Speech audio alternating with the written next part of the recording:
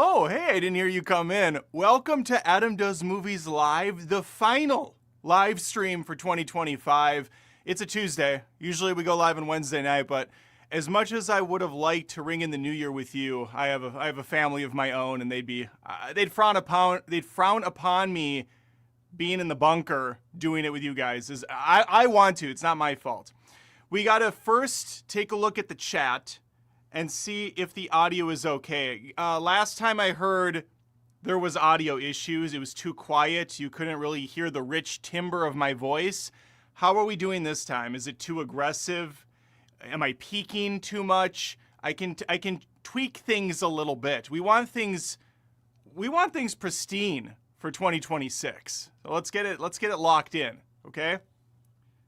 Audio sounds good. Nobody says audio sounds fine. It's good, pretty good. It's totally fine. No one is saying it's great. No one's saying it's beautiful. No one's saying I sound like an angel sent from heaven. I guess fine is the best I can do, and that's pretty much what you get here. Subscribe to Adam Does Movies on YouTube, Spotify, Apple Podcasts, Twitch. I'm live on Twitch right now. I'm live on Rumble. I'm live on YouTube. I'm putting my eggs in multiple baskets. If you are an Amazon Prime member and you're looking to use your free subscription, use it on Adam Does Movies over on Twitch. It's just an easy thing you can do. It costs you nothing. I'm going to be taking the glasses off and on, I decided, because the glare annoys me and I know it annoys other people.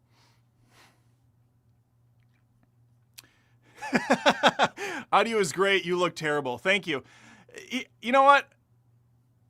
I've been getting a haircut lately from the same. It's a barber. It's one of those like barber shops where it's a churn and burn process. There's a lot of different stylists, and I've had the same guy the last 2 times. He's terrible. He's really bad, and I'm not happy with my haircut. Lindsay's not either. My wife. But what do you do? You know, I'm not timely enough to like find a good barber there and then stick to a plan and go once a month or once every 2 months or whatever. I'm pretty much just roll of the dice. And unfortunately, the last 2 times I went, it was him, and I dreaded it. I shuddered. But here we are. And now we just have to deal with the fallout for the next couple weeks until my hair grows out like weeds. And then we keep it. And we're okay.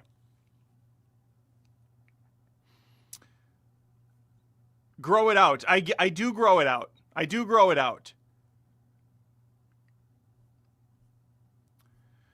There was a super chat shot out of a cannon right out of the gates. I want to make sure I get to that because as I always state here, super chats are the name of the game on this channel. I think on most live streams, that's kind of the purpose is to throw a couple bucks my way. I dance like a jackass for an hour or so, and we're all amused by it. You really call the shots, too, because you get featured on the stream when you throw a couple bucks my way. And since this is the last stream of the year, kind of expect it'll be a good one. Kind of expect to just have a mountain of super chats fall over me, wash over my bodice. But for now, we'll just hang out and chill until we see something of substance come in. Why do I not see... I feel like I'm missing a key ingredient here on my... So we had one from Brittany Gym Lover for $2. Thank you, Brittany. Why Doomsday teaser first and not Spider-Man 4? FFS, short for fuck's sake. Yeah, that's a good question. I don't know. They're doing these like really lame little teasers with Captain America. I saw they had one on Twitter today. The Russo brothers surprised a bunch of fans and they showed them the teaser with Captain America getting off his hog, going into the house, holding his baby. And I couldn't watch it because I would have died of, you know what? That would be a fun one too. Holy shit. Brainstorm, guys. Not to get derailed totally, but that's what I do here. Earlier today, I put out a parody for Stranger Things where Will announces that he's gay because apparently someone didn't know that at this point. The scene is terrible in Stranger Things. It's ridiculous how they kind of like set up this Lord of the Rings-esque moment for it. I just found it to be comical, and so I thought it'd be fun to kind of riff off of it. A couple days ago, I did one on Pluribus with the answering machine. So I'm kind of getting back to my roots a little bit and doing some parodies here and there. It would be really fun to do a parody of that Russo brothers Avengers Doomsday teaser thing they put out today. It was only a couple minutes long. And essentially what they did is they invited influencers or fans or whoever to come in and watch the trailer for the first time and get their reaction in real time. It reeks of bullshit. I know one of those guys for a fact had already seen and covered the trailer ahead of time, so the fact that he's acting like he hasn't seen it before is just pure comic gold for me. And so I feel like I could do that and be one of the people and just really ham it up, or maybe be a couple different people and one of them just couldn't care less about it. That might be kind of fun. I could play different characters. I think that'd be fun. But anyway. Oh, we got one from Arrhenius, 81 for $1.99. Dance Monkey. Dance. That's right. Thank you for the $1.99. I actually do a really disturbing monkey impression. My daughter was scared out of her mind for years about it. She still creeps out when I do it. You might want to leave the kids out of the room, lock the door, go into a safe space because I'm going to get into Adam Monkey mode here.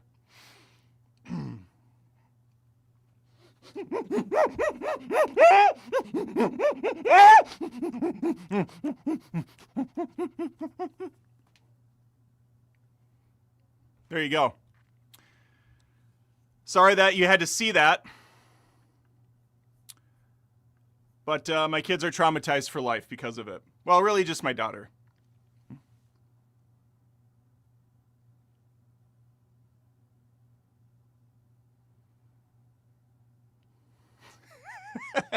You could also use the ending of Mission Impossible Fallout when all of Ethan Hunt's associates show up to the recovery room. Oh, God. You know what's crazy is it's hard to know with these. I'm being dead ass right now. It's hard to know when these trailers are real for Doomsday and when they're AI. Because the real trailers don't look much different than the AI slop that's coming out. The Thor one I saw, I thought it was fake. There's a Cyclops one that's been circulating around. I'm pretty positive that's AI. So I just don't know. It's just, you just don't know. Scott Boundy for $3. Thank you, Scott. What's your most anticipated movie of 2026?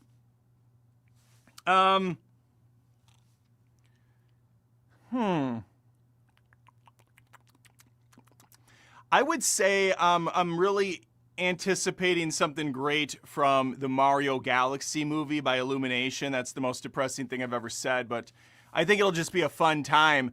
I'm so kind of jaded by all of these movies coming out now that I can't muster up any sort of excitement for it. It's depressing. Dune 3 I'm looking forward to. I'm looking forward to The Odyssey, the new Christopher Nolan film. Everything else is a sequel. Devil Wears Prada 2, everybody's been waiting for that one to come out, so, you know, that call's been answered, I suppose. I don't know. I just really don't know. I get asked this all the time, and I still can't really come up with a great answer to something that I'm, like, super jazzed about. And maybe that's not a bad thing. I found that most of the movies that I loved this year were films that I, A, hadn't heard of ahead of time, B, had really low expectations going in, or C, starred Sydney Sweeney. She was seriously in like 30 movies this year. It's out of control how many movies she was in this year. Another point of note, you'll notice I put out my best of 2025 and my worst of 2025 on the same day. They're the long form videos. That worst of is like over 2 hours. There were some people upset. They said I was lazy because I edited the reviews together.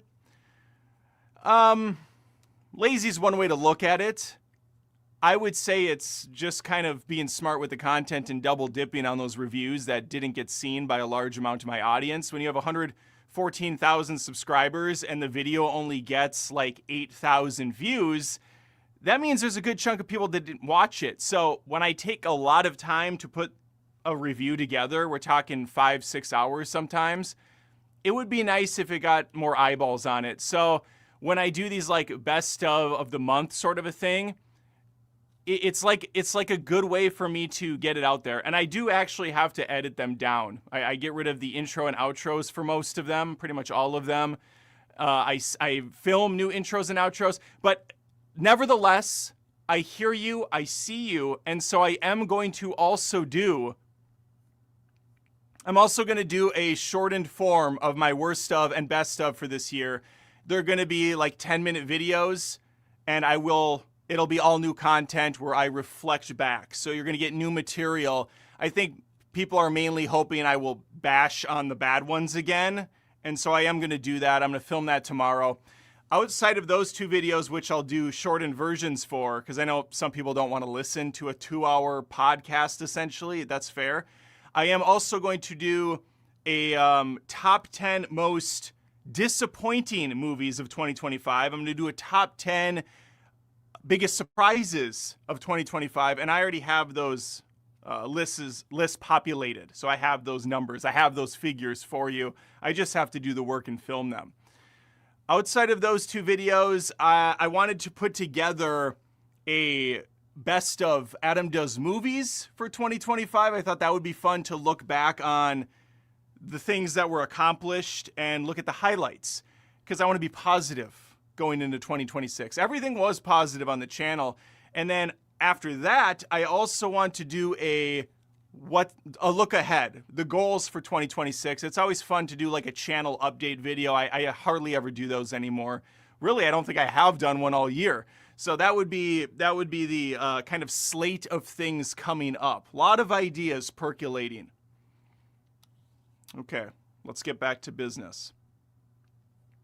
Rob K for $5. Thank you. Happy New Year, everyone. Can we get the confetti drop? Can we do a confetti drop here? Confetti drop. For he's a jolly good fellow. Or whatever the hell they sing. I don't think that's the song they sing. $4.99. Oh, I'm sorry. I ignored the I ignored the question. Who would you choose to survive a post-apocalyptic world with Mad Max? Oh, I'm sorry. Who would you choose? Mad Max? Bing! Or Furiosa? It's like a video game. Select your character. I feel like with Furiosa, there might be some palpable sexual tension, which ultimately would be my demise. I would get too attached to her. There could be a kid involved at some point. With my boy Max, there's not going to be any of that. It's going to be all business with him. Also, he's survived through several movies now. She survived too, because Furiosa was a prequel when she was a little child, and she has grown up, and she has survived the wasteland, so there's no denying her skill set. But I think I've seen Max in action more. I know what he's capable of, so I'm going to have to go with Max. Again, mainly due to the fact that I feel like there would be this unspoken sexual desire between me and Furiosa, and we can't deal with that when we're living in the sand dunes. Thank you, Rob. Tyler Evans for $4.99. Thank you, Tyler. What do you think the biggest flop, or did he say flap, the biggest flap will be in 2026? The biggest flap, I assume he means like the hottest movie with the most spice, the most whatever. My wife texted me. I love when she texts me while I'm filming. Oh, she said, how could there be a kid involved if you've been fixed? So she's listening, which I discourage her to do on my live streams. She's saying, because I'm fixed, I got the vasectomy, the V card, there would be no kid in play in a post-apocalyptic world. Well, let's take the kid out of the equation. There's still going to be distraction. That's not to say there wouldn't be distraction, I suppose, with Max. He is a striking man, Tom Hardy. So I guess at the end of the day, it comes down to sexism. That's really what it boils down to, Lindsay. Okay, the biggest, she killed the joke. That really wasn't that funny to begin with. What do you think the biggest flop will be in 2026? I'm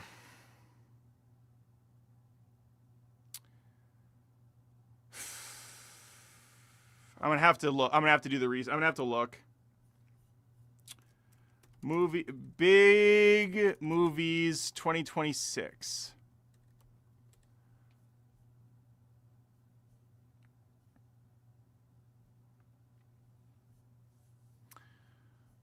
I'm not getting anything good out of this. Not getting anything good out of this. Scream 7's gonna do fine. Project Hail Mary. What's the budget on Project Hail Mary?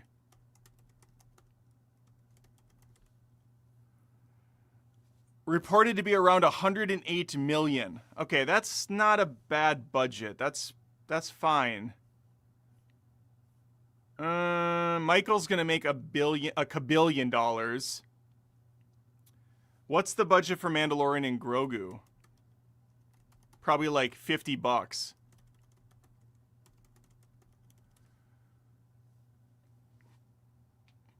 166 million for that one. That'll do fine too. Supergirl budget. Supergirl movie budget. Around 200 million. You know what?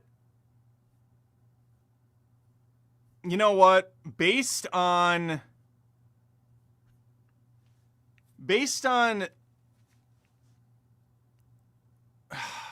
I think Supergirl's not going to do well.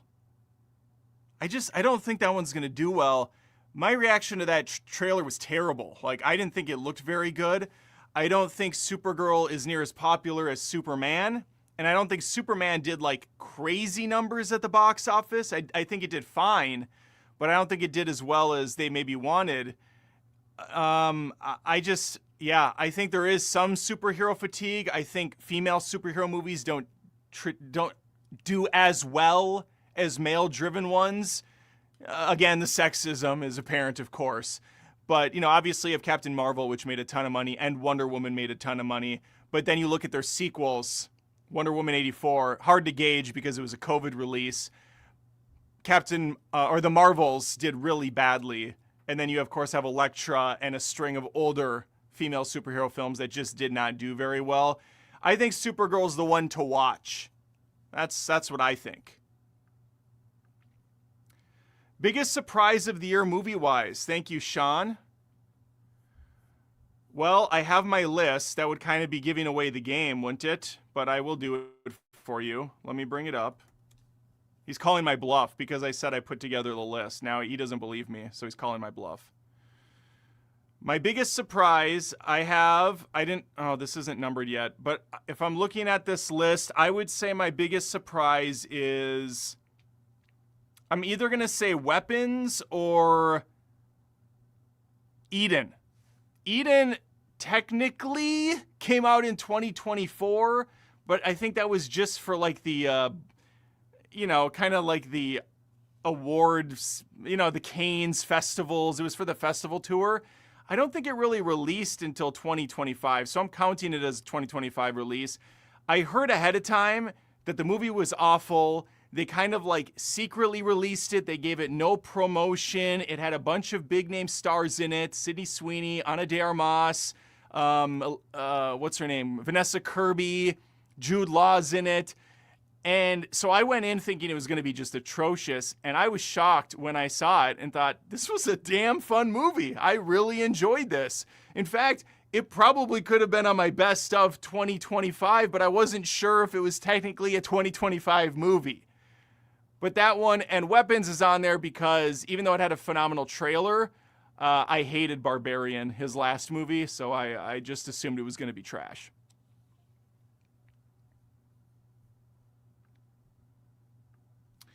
Paul Bros for Never for $10. Thank you, Paul. Hey, Adam, merry late Christmas to you and your family. I loved your Stranger Things skit and couldn't stop laughing. Would love to know more of your thoughts on the season as a final send-off. Yeah, just to make it clear, there inevitably was going to be some pushback from the video of people saying I was being homophobic and being, mean to Will and his fictitious character. That was not the intention in the slightest. I truly thought it was an awful scene, and I thought it would be really funny because this is supposed to be in the 80s, and you did not have like a gathering to like have a reveal party of sorts in the 80s. Also, this was basically the day before, like 5 minutes before Vecna was going to destroy the world. It really had nothing to do with anything, and it was just set up in such a cringe-inducing way that I had to take a shot at it. And I almost went a completely different route with the joke, where I was going to announce I was straight with the assumption that everyone else in the show was gay. Because because of all the colorful wardrobe that they have, Robin's gay, some of the other characters seem flamboyant. Like, I thought it would be funny to take it in a different direction, and Will's like ashamed to say that he's straight. But I digress. I went with that one instead. More on the nose, I suppose. And again, I did a parody recently for Pluribus, so I kind of like doing them. I used to do them all the time on the channel, to my detriment, because then I kind of fragmented my audience. They didn't know what this channel was anymore. I can assure you it's not going to be all the time when I do these. Just if something really hits me, I want to go for it. I don't even know what his question was. Oh, would love to know more of your thoughts on the season as a final send-off. Yeah, I'm going to put out a review hopefully tomorrow for the second part of season 5, chapter 5, season 5, whatever the hell they call this crap anymore. Stranger Things 5, part 2, I think. Overall, though, I think that the first part, I put out a review. I was very nice. I thought I was very generous, in fact. I said that I think it's pretty dumb, but it moves quick. It's like a Marvel movie. You can't really think about anything for a second anymore because nothing makes any sense. But I was having a good time kind of watching these kids figure things out, triangulate positions, do a prison break. This second half, though, it's just bad. It's just so repetitive and obnoxious with these characters. And I found myself not giving a shit about any of it. So I'm not as high on the hog on the second part. And speaking of Christmas, my stepdad has been, he finds himself getting into hobbies, especially now that he's retired. And his new one is 3D printing. So he got this like pretty top of the line 3D printer. He said there's one better that he's got his eye on, but he made us a bunch of, he made everyone a 3D printed thing. So for me, he made a chain with me on it. And if it wasn't cool enough, wait, it's like a fidget spinner. I can't do it while I'm holding it up like this, but there you go. So that's me in bling form. Just set that right over here.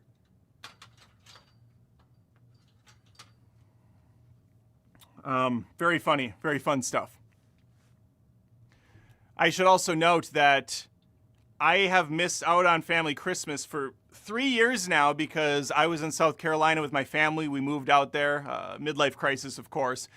I wanted a change of pace. I hate the weather in Minnesota, as many of you know. Snow's not my bag. I also hate the cold. So I just wanted to go to a warm climate, palm trees, ocean breeze, all that stuff. And I had a great time. My family, unfortunately, needed like education and healthcare and all this stuff that the South obviously couldn't provide. So we came back. Plus, we have family here. All our friends are here. And it gets lonely when it's just the four of us, even though, again, I would go off and work at a coffee shop and have a nice breakfast and knew all the locals there and got a lot of shit done. But at the end of the day, you got to go to the priorities, and the priority is the family. So long story short, it was nice to be back for the holidays. And then naturally, both of my kids got the flu. A few days, well, Olivia was sick for like 2 weeks, but she really got the flu I'd say a few days before Christmas Eve, and then my son got it a day before Christmas Eve. So I was rushing them to urgent care to get them on some meds to try to calm it down, also hoping I wouldn't get it, and my wife. Thankfully, I didn't, or neither did Lindsay, but we did miss Christmas again with the family. 4 years in a row, we came back, didn't get to do it anyways. So we actually just had Christmas part due a couple days ago. Yeah, we just got back last night actually because we had a blizzard here and we were snowed in for a couple extra days, a bonus. So it was really nice to see them, but unfortunately didn't get to see a lot of the family. But what do you do?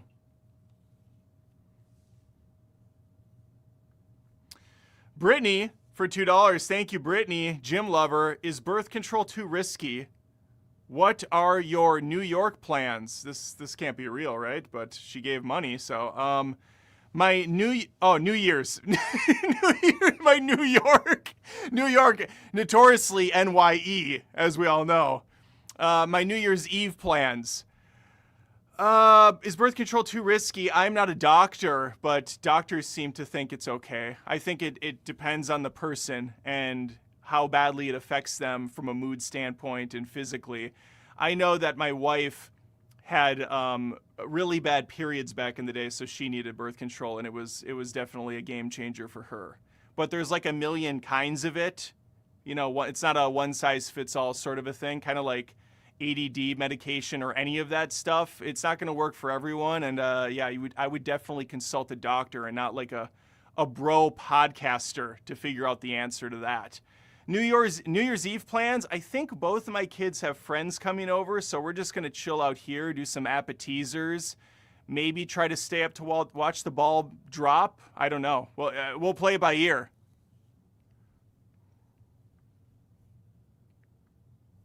Shot out of a cannon with $10. Thank you, Adam is Fiverr 917.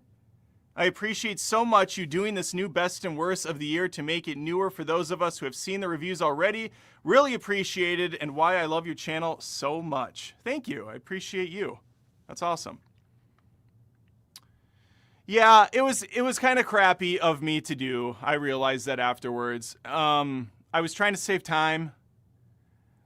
Every month, if you haven't noticed, I'm sure you have, Adam, I do a compilation of the movies I saw that month. So in October, for instance, in November I put out a ranking of all the October movies, and that is just my reviews compiled together. It's a nice way to double dip, and I feel like not that insulting for viewers, and it's good to pull in new people.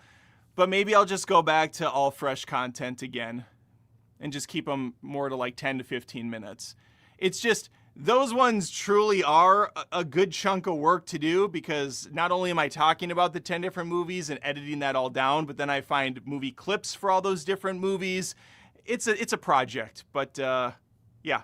Anyway, we got to get back to it. Merlin Troutman Merlin Troutman 4251 for $10. Thank you, Merlin Troutman. In a pretty pissed mood going into this Stranger Things finale. For me, I want characters to die. Based off how it's going so far, I think everyone will live, and I'll be so disappointed. I haven't cared about Stranger Things for a long time.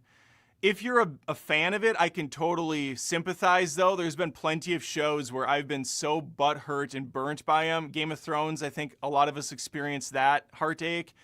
Lost, for me, was kind of more of a drip feed of disappointment. And Dexter really cut me deep. But again, that was kind of a slower burn, too, where it just consistently got worse and worse as each season went on. Stranger Things... I loved season 1 a lot, and then that one, to me, also kind of got worse and worse. 3, I think 3 gets a lot of shit, but I found 3 to be better than 2, at least. 2 felt so redundant. At least 3 did something new with the Mind Flayer and whatnot. My inkling is this whole bullshit season is going to end with them playing Dungeons and Dragons, and this was all in their imagination, which would be fucking hilarious if that's what it really was. But I don't know. I really don't know, and I don't care much. So I'm just kind of along for the ride. And no way am I a knowledgeable expert on Stranger Things. That should be clear.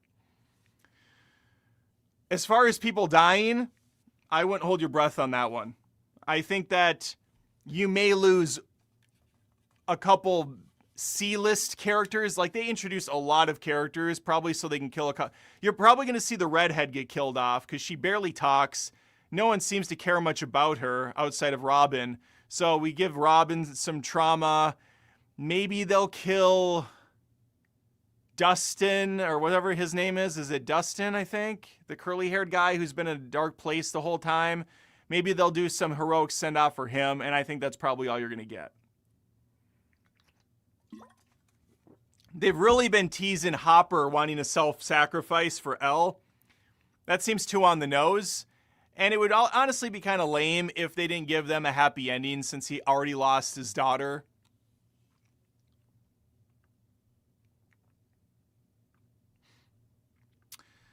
Random guy, 56789 for $4.99. That is random. Thank you. By the way, oh, here we are. We got him. By the way, in Norse mythology, Thor actually has red hair and a beard.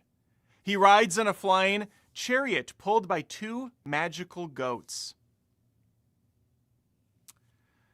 They do the goats in the Thor Love and Thunder, right? I think in Thor Bor Love and Thunder they do the goats. Remember the yelling goat everybody thought was so funny?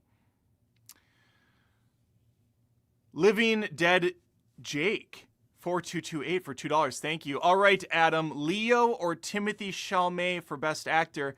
That's too easy for me because Leo's been in so much more, and I've seen so much more range from him. Chalamet, I've only seen, short for Timothée Chalamet, I've only seen in like Dune, and obviously he was fantastic in Marty Supreme. I don't know a ton of Timothée Chalamet movies, but Leonardo DiCaprio, Catch Me If You Can, The Departed, Revenant, oh God, why does The Beach always come to mind? I hate The Beach so bad. That movie sucks ass. What's Eating Gilbert Grape? If you want to go back quite a ways. The Wolf of Wall Street. The guy's just been in so many movies, and he's fantastic in all of them. Titanic. Who can forget Jack not getting his ass up on that door? Oh, $4.99. Almost forgot. Thank you, random guy. Almost forgot Thor has magic gloves in Norse mythology and has 2 sons. Oh, I don't know if I'm gonna get these right. Magni and Modi, or Modi. Thor's mom's a giant, or the Norse version of Mother Earth. Interesting. Bing Bong 6635. Thank you, Bing Bong. I don't think I've seen you for a while. $10. Appreciate it. Did you see the box office this weekend? Zootopia had a 25% surge, almost at 1.5 billion, and Avatar 3 only dropped 28%, almost at $1 billion. Pretty amazing for Disney. I mean, I don't know who's shocked about Avatar. I said it here. These movies just print money for James Cameron. It'll probably get $1.5 million, or it'll probably make $1.5 billion. Might even hit the $2 billion mark again, like they all do by the time the run is over. Zootopia seemed like a no-brainer, although 1.5 is pretty wild. It must have a very big pull domestically. Or no.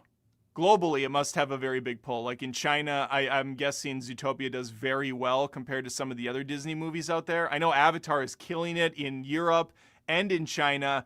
I think USA, I think domestically, it has the lowest of the box office compared to these other countries. But yeah, it's doing great numbers, which is a shame. I'd like James Cameron to. I'd like Jim to walk away and do something else. Scaly Gabe 9308. We're getting a lot of usernames with a lot of numbers now. Just an observation, nothing more to it. For 279, thank you. Is The Last Superman meant to be a kids movie? Yeah, I think it's meant to be a family movie with adult humor in it. James Gunn is not the most subtle when it comes to his familiar type films. He just can't help himself but put some swear words and some, inappropriate adult jokes in there. But I definitely think that that's skewed to the most broad audience imaginable. And I think that that's fine. I just wasn't huge on Superman. It's actually coming up in my most disappointing list of 2025. It's definitely up there in that top 10. Might even be number 1. Check me out. No numbers here. Does that make me old or something? Well, you have a Fortnite avatar. So yes. Fortnite, much like Superman, kind of spans the age range. I'm a couple days late on my Fortnite presents. I think they changed it this year where if you don't open them every day, you actually lose out on the present the day you don't open. In past seasons, they would stack. So if you miss 3 days in a row, on that 4th day, you have four presents under the tree. I think that's kind of crappy that they changed that, but I suppose they want people to fire up that app, fire up that game. Everything in life gets worse. Paul Bros for Never for $5. Thank you. China's at 700 million for Zootopia 2. Kind of insane for a movie to do that amazing in China from Disney. What movies did you watch this Christmas? Well, China is like notoriously racist. They really are, and homophobic. Like when if there's anything gay in a Disney movie, they censor it. That Buzz Lightyear movie, when they had the gay kiss, they cut that shit out for the Chinese release. Now, I'm not saying the people, I'm saying just the dictatorship or whatever the fuck's going on over there. They limit that stuff. Little Mermaid, Black Edition, I don't even know if that movie played in China. I think they straight up said no. Did Little Mermaid play in China? Did the new Little Mermaid live action play in China? Yes, it did, but it performed very poorly at the box office, earning only 3.6 million?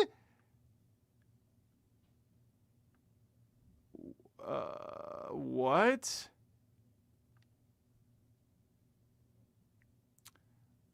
Widespread online criticism, especially on Chinese review sites, focused on casting of a black actress. The poor reception highlighted cultural differences in beauty standards and the challenge of applying Western casting norms in markets like China and South Korea. That's the Google AI. So who knows if that's true, but that's what they're saying. I'm not a cultured person, so I'm just going off of what I hear, which isn't the smart thing to do.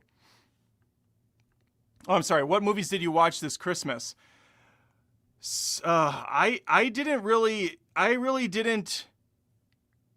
I mean, we had Christmas movies on around the clock here. My wife's a massive Christmas movie fan, so I would dabble. But we never actually sat down and watched a Christmas movie as a family this year. It's probably the first year we didn't. We watched them while we ate and stuff, but we didn't watch one from beginning to end. So Christmas Vacation was, of course, on. Die Hard at one point was on. A lot of just The Grinch. Pretty much every version of The Grinch, I think, was on at one point. The Santa Claus. She watched a bunch of garbage Hallmark Christmas movies. Really, you name it, it probably was on at some point. Elf was in the mix. Miracle on 31st Street. Klaus. I think those are the ones that I remember seeing on while I was doing other things. But no, we didn't sit down.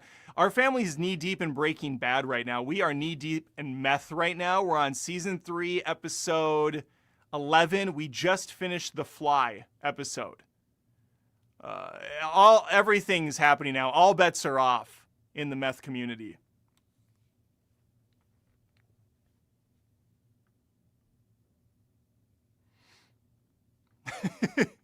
You're gonna miss your gifts.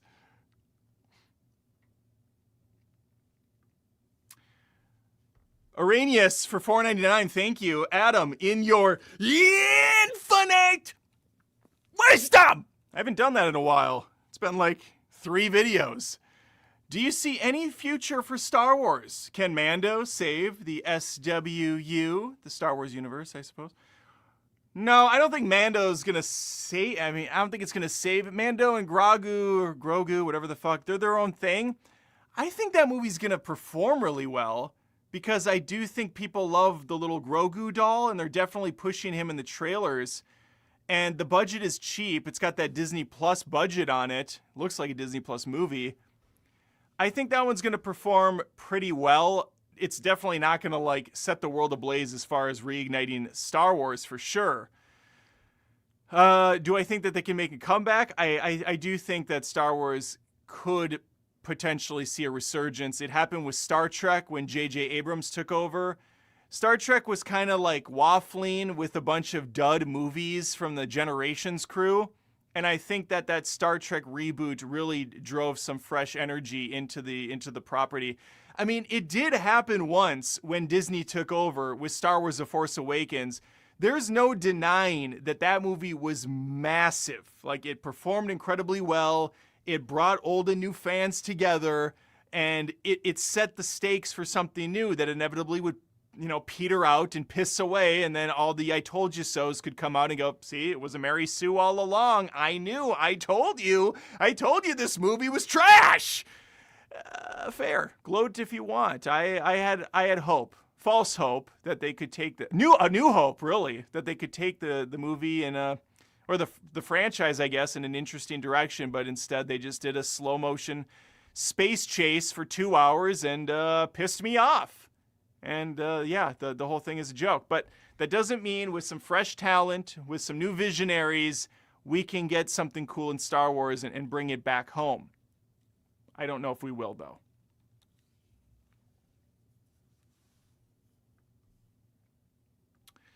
Random Guy's back for $4.99. Also, the reason why I'm telling you this is because of Avengers Doomsday Thor scene. I figured that. But I appreciate it. I appreciate how you kept the knowledge tree of information more focused today on movie-related stuff instead of just, like, going on a tangent about ants or some shit.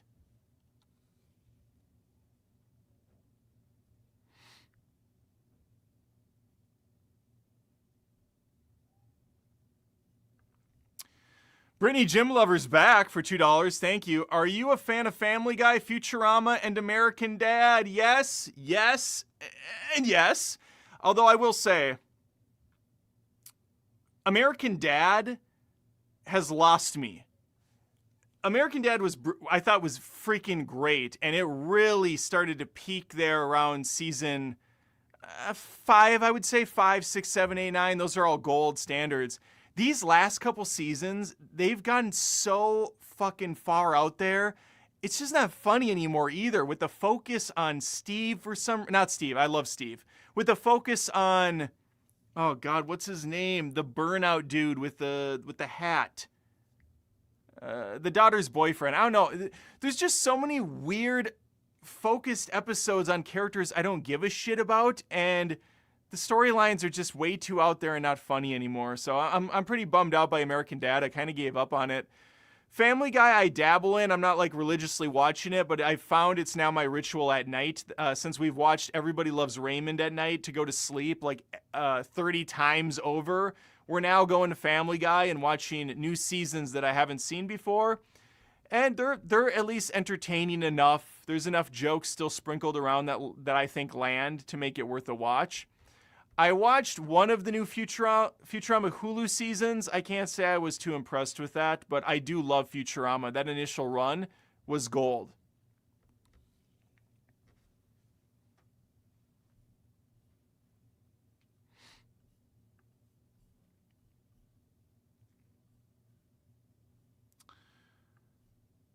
Salty Bay for $5. Thank you. All insiders are saying, no question, Doomsday is the biggest movie of 2026, but I really feel like people don't realize the potential Michael has.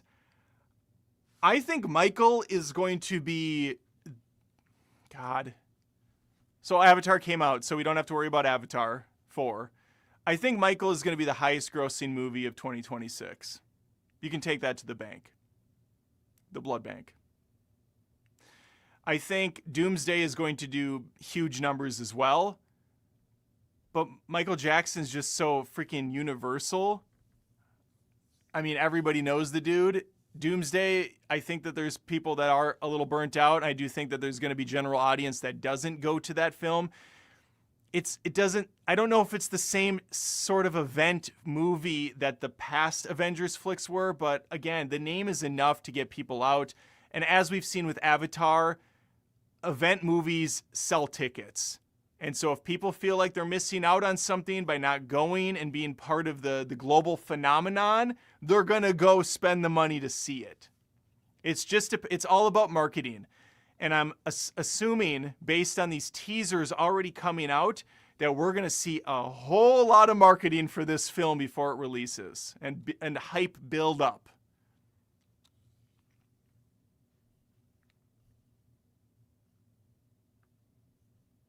Ya boy for $20. Hey Adam, I was wondering if you could enlighten me. My husband seems to have very similar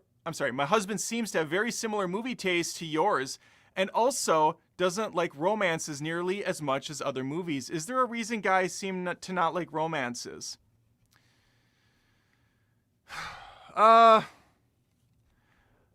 I wouldn't say I hate romance. I don't hate rom-coms or dramedies or, whatever. You throw The Notebook on, I'll give it a watch, and I won't scoff.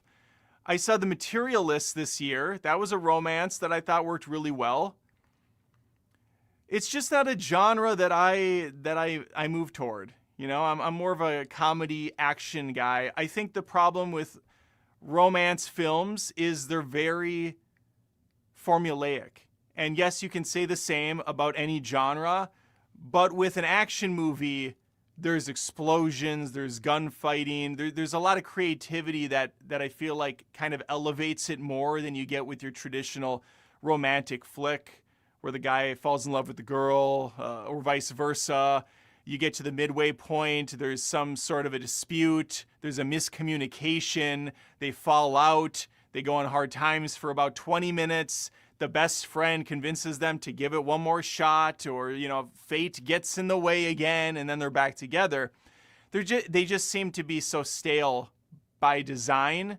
Whereas, at least with action films or comedies, it's a lot more of a switch up. Even if you've heard the type of joke before, the execution lands in a different way. Whereas, I just don't really get the same thing when I watch a romantic comedy.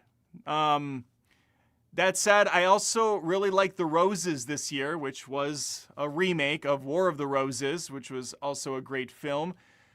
I thought the new version was solid. It had some good laughs, it had some good heart, had a pretty dark ending, but all the same, it was an entertaining time. And that was a romantic comedy, again, even though it is a remake, that at least is different than the stuff I've seen before, and it does put a twist on it in a very interesting way. So I'm not opposed to them by any means. It's just, much like my least favorite genre of film, which is the subgenre of biopic, focusing on musicians. That's my least favorite subgenre of movie. And yes, I am excited for Michael, but that's because his music was awesome and he was such a weird dude that I think a movie about him would be just so interesting. And there's so many ways you can take it because he had a lot of facets to his life. Some of them more unsavory than others, regardless of guilt or not. but like walk, some of these other ones, it's like, yeah, you fall in hard times, you rise to fame, you do drugs, you fall down, you get back up again. It's the same shit every time. Long answer, but you did give me $20, so I appreciate it. Random Guy's back, baby, for $4.99. In Norse mythology, Hela, the goddess of death, is actually Loki's daughter. Also, Loki is the father of Fenrir, the giant wolf, and the Midgard serpent. I did know some of this to an extent from playing the God of War games, which I'm a massive fan of those. Brittany's back for 2, thank you. What do you enjoy at the gym? Staring at hot people? I wouldn't say I have a lot of hot people at my gym. It's nice when a unicorn shows up and you get to sneak a peek, but my wife goes with, so there's really not a lot of that going on these days. I do remember when I worked out at Lifetime Fitness back in college, there was a lot of attractive people there because you're paying a premium and you're getting premium people. And I do remember walking into a machine because I was looking at a very attractive woman. Just walked right into it like a total jackass. And if I could do it all over again, yeah, I probably would. It was worth a couple second glance. My favorite thing to do at the gym is this day and age, get the workout over with. It's been a rough go lately. Part of my 2016 resolution, short for resolution, is to not only get this channel into the stratosphere, but also get this body in peak physical condition. At a youthful 43, I feel like I need to put in more effort. So we're getting up a little earlier. We're going to play a little Ring Fit to move the body. I still love Ring Fit, by the way. I can't quit that thing. I got back into it. If you haven't played Ring Fit on the Nintendo Switch, it's life-changing shit. And then I'll go work out, hit the weights hard at the gym with Connor after he's done with school over at the gymnasium. We'll hit it for a good 35, 40 minutes of just pure, unadulterated muscle flexing at the Iron Temple. CBell01 for $5. Thank you. Awesome parody videos. More, please. I loved Will's coming out, and back in the 80s, it was a big deal, so it makes sense. So what are the goals for 2026?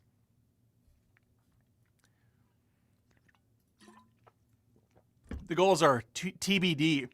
Will you watch the other video if I give you my goals for 2026? Because I'm going to put one out. I'm going to put a highly manicured video out. I haven't, let them all congeal yet, but essentially it breaks down to really pumping up the brand in other locales. So YouTube is, I'm doing YouTube. I'm getting videos out almost on the daily. The goal is to get out 5 videos in 7 days. And I've been pretty consistent outside of the holidays here. Got a little herky-jerky, but Monday through Friday, get videos out, make them solid quality, make them engaging and funny, and none of this churn and burn bullshit. I want to make sure that each video has something to offer, something to bring to the table. And typically that's going to revolve around me just being energetic and telling jokes, and hopefully some of it sticks. Another goal would be, pushing the other areas. I really am bummed out because Facebook and TikTok both emailed me since I have over 100,000 subs, and they had these programs that they were starting out for the new year where you could, if you put out shorts or reels or whatever the fuck they're called, talks, every day, you needed to do a certain amount a week. I think it was 5 a week or something. It wasn't unrealistic at all. It would actually push you out into the algorithm more, get more eyes on you, and they would pay you to do this. Well, the Facebook thing was a mess. I missed the boat on that entirely. And TikTok, I didn't even see the email until a month into the program, so I emailed them, but even though I went with them tears in my eyes and said, "Sir, can I join?" I think I missed that one as well. I'll just have to do it the good old-fashioned organic way until another opportunity comes along, if it ever does. I do have Facebook now. I haven't had it in several years because it's a trash platform, but most of these are. my account was hacked. My Adam Does Movies Facebook account was hacked. And I don't know if you've ever had an account hacked on Facebook, but it is a fucking nightmare. They have the worst customer service on the planet. You can't talk to anyone there. You have to submit some claim, and then there's an error every time, or they tell you need to verify, but you can't verify because the way to verify is through the hacked thing. It's just a mess. So after trying a few times over the course of several years, I guess at some point they deactivated the other account, and now Adam Does Movies is on Facebook, somehow in 2 different forms. The one that has like no followers is the official one, but I haven't pushed it at all. But eventually I probably will start just adding stuff to Facebook to try to organically build up that audience. As of now, though, I'm like doing nothing on Facebook. It's just there. Another goal, I would say, I want to say collaborate more, but God, I don't like collaborating. I don't have the best. I mean, doing the live streams with collaborating is fine. I have no problem with those, although I kind of just like chilling and talking with you all. But I do like having Cecil on, and Rudy, and Tony, and Cody on occasion, and Sean on occasion, and whoever else I can find to come on once in a while. But I need to get on other channels more, and so collaborating with other creators and getting in their space and getting in front of their audience, I suppose, is something I should make an effort to do at least once or twice a month. I should probably reach out to people and see if we can do a back and forth collaboration. So that would be another big goal, because that is the number one way to still grow an audience on these platforms. Number 3 would be channel-wise.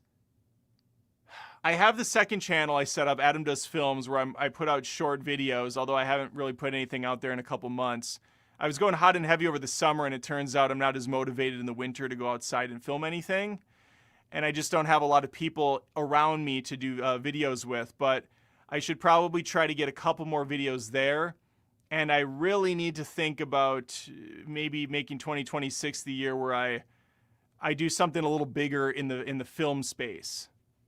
I don't mean make a movie, but something, maybe a collaborative work where I can make like a mini movie or something to kind of stretch my creative juices and see what I can come up with. Otherwise, outside of that, that's what I got on the top of my head. I know there's plenty of other things I need to do. There's small things, micro things I need to do. You've probably noticed in this last year, the last 6 months or so, I've been mainly using stock photos of myself for the thumbnails. So I just literally took my camera, I set it up on a timer, made a stupid face, took the photo, and then did that like 15 more times. And then I use those, I interchange them across the channel thumbnails depending on what kind of mood I want to convey. So it's 2026, which means I have to do it again, baby. Prepping 30 or 40 more stupid face photos that I can use in a template for my thumbnail. I also usually switch up my thumbnail look when it gets to the new year. Just tweak it a little bit, make it a little bit more eye-catching, or switch it up just slightly to keep things fresh. So that's another micro thing I need to do. I need to come up with a new outro for the show that tells you to watch new videos and to become a Patreon at patreon.com/AdamDoesMovies. And then I once again have to stop ignoring Patreon, which I was doing a really good job of before I moved back to Minnesota. And then I kind of got back to it, but then the last couple months have been terrible with only 1 or 2 exclusives released there. So that's going to be another big priority for me. That's really the main thing that I can think of out of the gates. I would really also like to go to the Critics' Choice Awards. I'm not going to be going this year. It's financially just not in the cards. It would cost me like $2,000 for the flight there and back, and then the hotel room. As cool as it would be to be in a room with my fellow movie critics that are, like the certified Critics' Choice guys, and to be with a bunch of celebrities. I think Chelsea Handler is hosting again. That would be surreal. It would feel like I was important and special for once. And yeah, that would definitely help my ego and my pride, but it's not in the cards this year. Too many things with family, too many bills to pay off. But next year, it's definitely going to be a priority for me to save up some funds and try to get out there, or at least maybe I can get someone to fund it, like a sponsor or something. I don't know. Oh, that's another thing I have to do. That's another huge goal, is to reach out and get sponsors. Okay, that's boring stuff. But anyway, those are the things. I'll go over that in a much more polished, concise way in a video in a week or so. $4.99 from Random Guy. Thank you. Also, the MCU fucking ruined the Norse myths so bad. What annoys me is that most people think they only exist in Marvel. And I'm like, really? Really? I don't think most people think that. You're using the word most a little loose there. I think that a good amount of people know that Norse mythology is a separate thing. It's not just tied to Marvel. I'm not denying that some probably do, though. Brittany Jim Lover for $2, thank you. Your predictions for the world's future.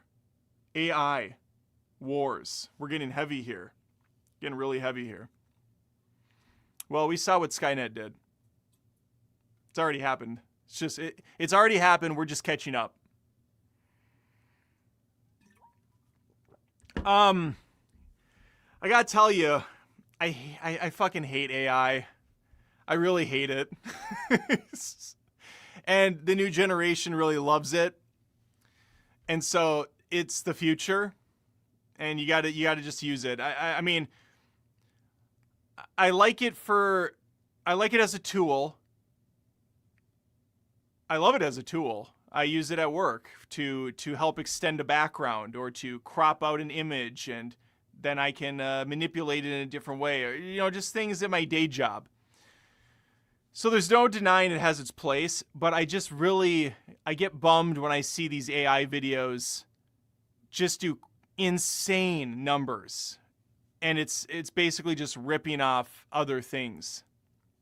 That's what kind of bums me out, when it's the most low effort shit imaginable, like show Wonder Woman as a cartoon and then turning into like some hot thick chick with massive knockers, and then it'll have like a kabillion views, and all I'm thinking is like, is that person making money off of that? Like, you put a prompt in and that's what shit out, and then you just low effortly put it out there, and I mean, it takes no creativity or anything, and so the creator side of me can't stand it.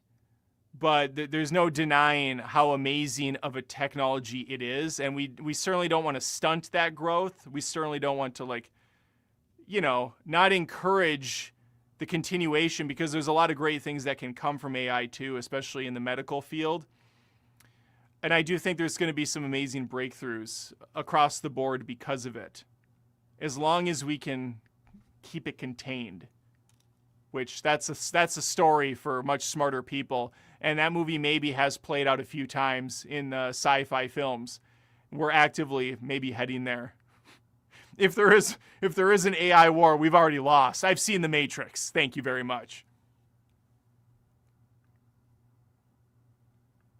Oh, Random's back for $4.99. He is hot and heavy. And don't even get me started on Thor, The Dark World, and Thor, Love and Thunder. Yeah, he is pissed. Adam Linney. I like all the Adams today for $2. Thank you. Do you see video stores coming back? I miss them. I do not. I don't see them coming back. Hell, Best Buy doesn't even sell movies in its store anymore. Target has maybe like a shelf. Like, DVDs are gone. They're gonzo. I don't know what the purpose would be. Most people don't even have a Blu-ray player. I didn't have a Blu-ray player until a few weeks ago when I purchased my PlayStation 5 with the disc drive that was stolen thanks to our move across the country. I mean, I didn't have one. And I have a bunch of Blu-rays. So, yeah, I don't think it's happening. I think we're going to see, unfortunately, the closing of more things than we're going to see opening. I'm honestly shocked that malls still exist. Minnesota, they seem to do better than they do in other states. probably because it's so fucking cold here, so we have to come up with things to do indoors, and malls are a safe haven for us. But there's a lot of stores in those malls that I just look at them and I go, who the fuck is buying anything from those garbage 3D printer stores where the guy prints 18 of the same dumb skull in different colors and then sells them for $30 for some reason? That's like AI in the physical form. Like, this is the most low effort shit possible, and you churned it out by just looking up some schematics and you printed it and now you're selling it. I mean, where's the craft there?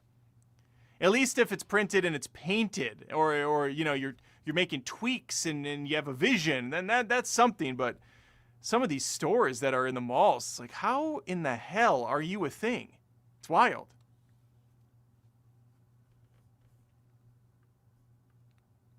Bing Bong for $5. Thank you. How do you feel about Holly in Stranger Things Season 5? I actually am really impressed with the actress. Hope to see her in more stuff. I want her to die. When she dropped out of the sky and was falling like, a zillion feet through the clouds in the upside down or whatever the hell it's called at this point, the void, I thought she was just going to crash to the ground and die. I mean, I knew she wasn't, but part of me was like, just can we kill her? And it's not because of the actress. She's perfectly fine. I just find everything with her to be the most tedious, boring garbage humanly possible. I don't care about her. I don't like how these new characters have hijacked the show. Holly, Robin. Why is Robin a main character? I cannot stand Robin. Anytime she's on making her dumb little jokes, I want to throw her off a cliff. Anyway. Robin's trash.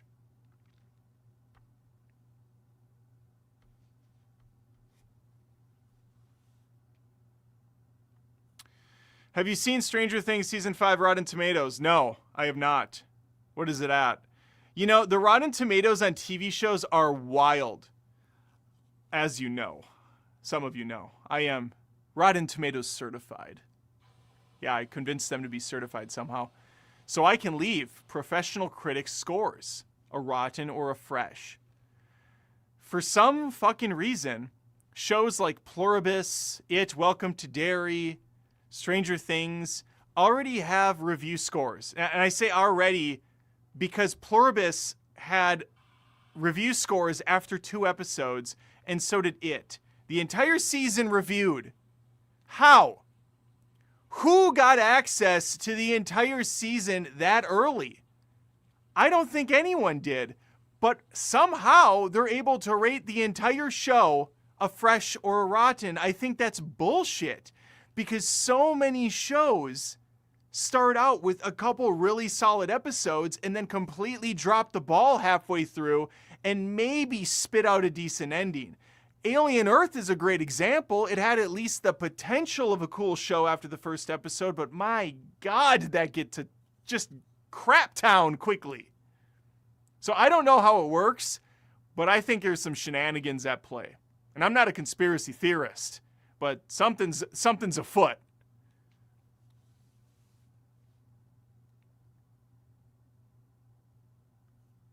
Robin is great. Shut your mouth, Adam. Robin is trash.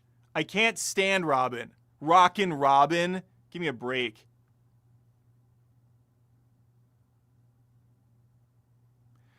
Adam, adjust your setting to turn off ads during the stream, please. No. It's at Medium. What are you on? Are you on YouTube? I see the YouTube thing, so you must be on YouTube. The YouTube ads are at Medium. You should only really get 2.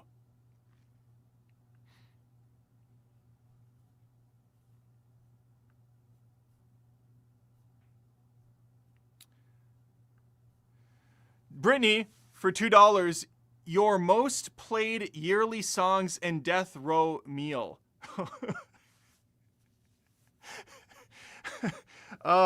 Most played yearly songs? I think I went over them on a different live stream. Listen, and I'm going to say this now because I said this then. I could lie to you and say something manly. I could lie to you and say something sophisticated. I could lie to you and say something culturally significant. Or I could be honest with you. And I will be. I listen to crap music, and I code and edit to the sweet sounds of female pop music. So my number one artist, I think, was Olivia Rodrigo.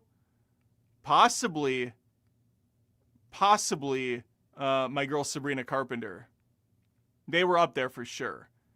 There were some male pop rock bands. There was a little bit of metal sprinkled in, but far and away, you're getting some Olivia Rodrigo. I wrote a full movie script to Olivia Rodrigo.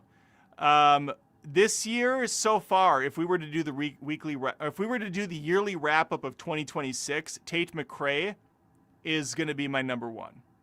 I'm all in on Tate. I'm all in on Tate McRae. I make no apologies for that. This is Adam Does Movies, not Adam Does Music, okay?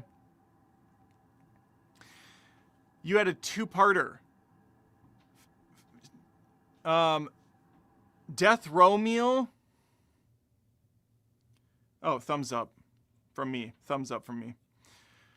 Death Row Meal. Well, I'm celiac. I'm gluten-free. So since I can't have gluten, I would go hog wild for my last meal. I would have a 3-course final send-off. I would do a chocolate Long John. Like the greatest chocolate Long John ever, of course. You could fill it with the white frosting or the cream or whatever the hell they put in there. That's fine. Or just a pure chocolate Long John is fine as well. That will suffice. I would then do a Pizza Hut pizza. Like, give me the full pizza. I'm not going to eat all of it. I just want to dabble, but I want the cheese crust. Pizza Hut pizza. Pizza Hut barely exists anymore, so good luck. And then I want a bacon cheeseburger. I want the fucking biggest, juiciest bacon cheeseburger you can find. Throw lettuce, throw tomato, throw ketchup, throw mustard, throw pickles, throw an onion, the whole kit and caboodle, and some fries. And I'm going to wash all of this down with an ice cold Coca-Cola Classic. Okay, if I'm going to go out, I'm going to go out.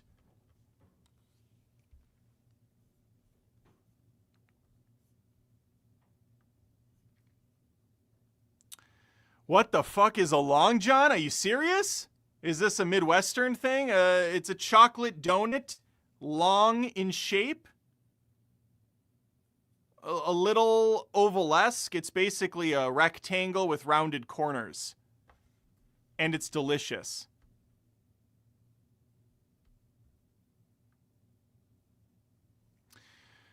Adam is 5ever917 for 5. Thank you. Have you heard about Claire Obscura Expedition 33? Won 10 game awards and is such an incredible game. Story is amazing and Charlie Cox is a character. I have heard of Expedition 33. I've heard it's amazing. I have not played it. And I've basically said in 2026, I've already started, but gaming is getting pared way down until I'm fucking rich. I want to make this channel, I want to take this sucker all the way up. Okay? I want to be Chris Stuckman someday. Not current Chris Stuckman, but Chris Stuckman when he had millions of subscribers and was kicking ass. That's Jeremy Johns, I suppose. I want to be that. I want that kind of money and viewership coming in. In order to do that, in this day and age, in 2016, it means working my ass off. So, like, I give myself about 30 minutes now of gaming, which today I played 30 minutes of Silk Song, which means I died at the same boss for 30 minutes and said, well, that was a fun time.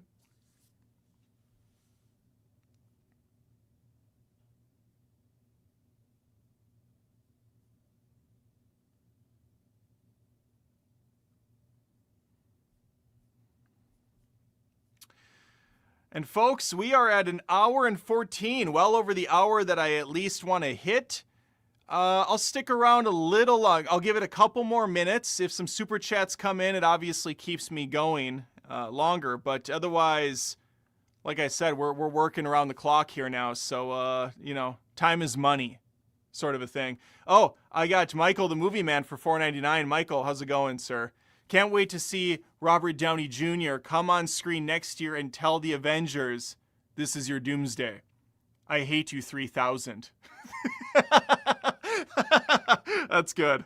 I hate you 3000. That reminds me, Michael. My sister went over to my folks, for the second Christmas since I missed the first one. I gotta take a drink of water. And she, my wife, and I were sitting around on the couch until like 12:45, gabbing it up, talking. Actually, we were having a spirited conversation about Pluribus. They're like me, and they found it very disappointing, but they also were a little bit more generous to the show. They enjoyed it more. And then we were talking about Better Call Saul and then other things. And my wife was like, I'm done. I'm going to bed. And I stayed up with my sister for like 15 more minutes, and we were talking about Avengers Doomsday. And I shit you not, I was definitely overtired, and so was she. But if you've ever been in a situation where you tell a joke that was funny to both of you in tandem to the point where you are just hysterically laughing like you're 5 years old, it's one of the funnest things ever. And I haven't experienced it in many years, but it happened when we were talking about Doomsday and just how kind of silly these like stupid reveals are of Captain America's back, Robert Downey's Doom, and all the X-Men are going to be there. And I said a joke where we were talking about them doing an endgame scenario where all these characters are here again, tipping the hat. And then the portal opens and you hear the Wakanda theme and T'Challa comes out, AI T'Challa. And he's like, perhaps we could be of assistance. Wakanda forever. And he just starts like glitching into his shoulder because he's just some shitty AI software. We laughed so freaking hard for like a full 3 minutes. It was a blast. But just thinking of the Doomsday stuff it's quite remarkable to think about what they're going to put on the screen and how it's going to come off to the viewer. Salty Bay for $5. Have you ever thought about just watching a YouTube video of just the whole story of Expedition 33 or any game for that matter? No. I know people that do that. I know people that really enjoy just doing the Let's Play thing and watching someone go through the entire game and the cinematics and stuff. I am a gamer at heart, and so I want to experience it myself for some. I'm old school like that. Again, playing Hollow Knight and Silksong, notoriously miserably hard games where it's a lot of trial and error, repetition, boss battle memorization, platforming, yada yada yada. I see that being more of a thing my age group would appreciate playing more than maybe my kids. Like my 13-year-old son, my 16-year-old daughter, 17 now, Jesus. 17-year-old daughter, they have no interest in playing that game. He tried it for like 10 minutes. He said, this is trash. This is impossibly hard, and I hate this. And she won't even touch it. She's like, why would I play that? It looks awful. And I think it's just baked into the bread at this point. It's the recipe because I grew up with Mega Man and Mario and all these just unforgivingly miserable games that came out in the original Nintendo or in the arcade, where they were essentially made to be difficult because that's how you make the game last. There just was only so much you could put into a cartridge, so you got to really stretch out 6 or 7 levels. That means you throw extra bats in that hit you right when you're going to jump, and they know it. They do it anyways.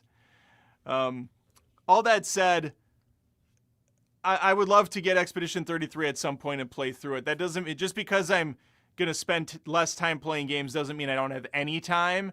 And there will always be celebratory days where I will get a chunk of time where I will say, you know what, it's Saturday. I worked my ass off. I'm going to take a couple hours for me. So that's where an Expedition could come into play for sure. Paul Bros for Never for $10. Thank you. Shot out of a cannon. Been hearing a lot of great things about One Battle After Another, but honestly a little scared I might get bored. Killers of the Flower Moon couldn't finish. I think it's quite a bit faster moving than Killers of the Flower Moon. My wife could not get through that one either. She said it was too slow, too boring, and it's too long. And I think it helped that I saw Killers of the Flower Moon in theaters. I really do think some movies, it's almost a requirement, just because you are fully enveloped in that atmosphere of the film. It's on that huge screen. It's dark. People are quiet. You got your comfort foods, and you're kind of locked into this space. So you're able to really give it your utmost attention. Whereas Killers of the Flower Moon at home for 3.5 hours or whatever it is, 3 hours, you really have to make it a mission to sit down and focus. When there's so many distractions, there might be sun peering in. You might have to pick up a kid halfway through the movie. There's just a lot of distractions going on. You got your phone. You got someone jabbing your ear off.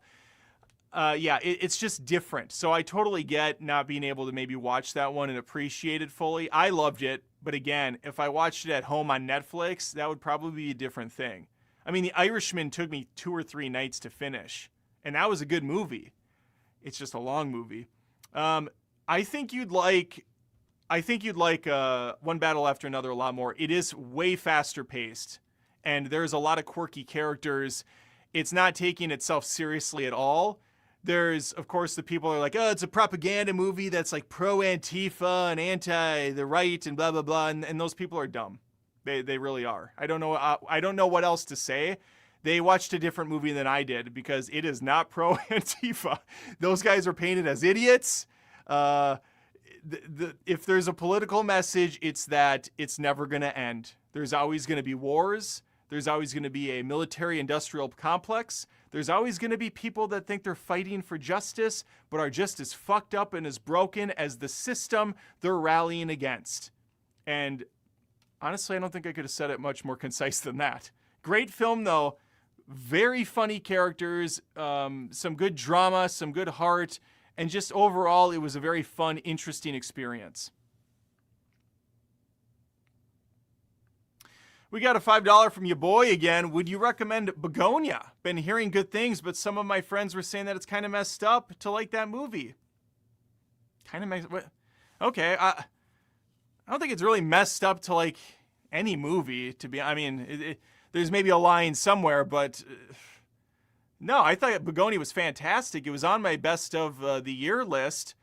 Again, it was a 2-hour video, so I understand if you didn't watch it. And again, I am doing another version that's going to be much, much shorter. So you'll see it talked about there with fresh experiences. But yeah, I thought Begonia was fantastic. I really enjoyed it. Michael the Movie Man for $4.99. Thank you again, Michael. You think Doom will take out Thor's daughter and Cap's baby? After Fantastic Four, it seems like he's going after kids. I mean, Michael, you're putting a lot more thought into this than I am. I really have not thought a second about Doomsday and what the plot is going to be, because I really don't care. Sure, yeah, there was the end credits scene of Fantastic Four where he was tickling the kid. Whether or not that even has anything to do with anything is up for... There's been so many post-credit scenes in the Marvel Cinematic Universe that have gone nowhere at this point. It doesn't matter. If it is to be believed that he's going to do something with the Fantastic Four baby, it's probably going to be brainwashing or something where he'll use them as super soldiers and they'll be grown up. They won't be kids anymore, and it'll take place 10 years or 15 years down the road, or he'll have some sort of way to go through time and space and grow them up there and bring them back. It'll be nonsense. It doesn't matter. It just doesn't matter.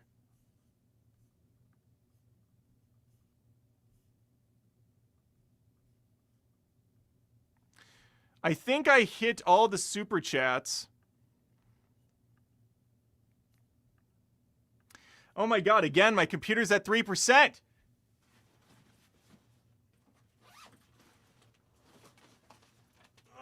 Oh, 4% is basically the cutoff.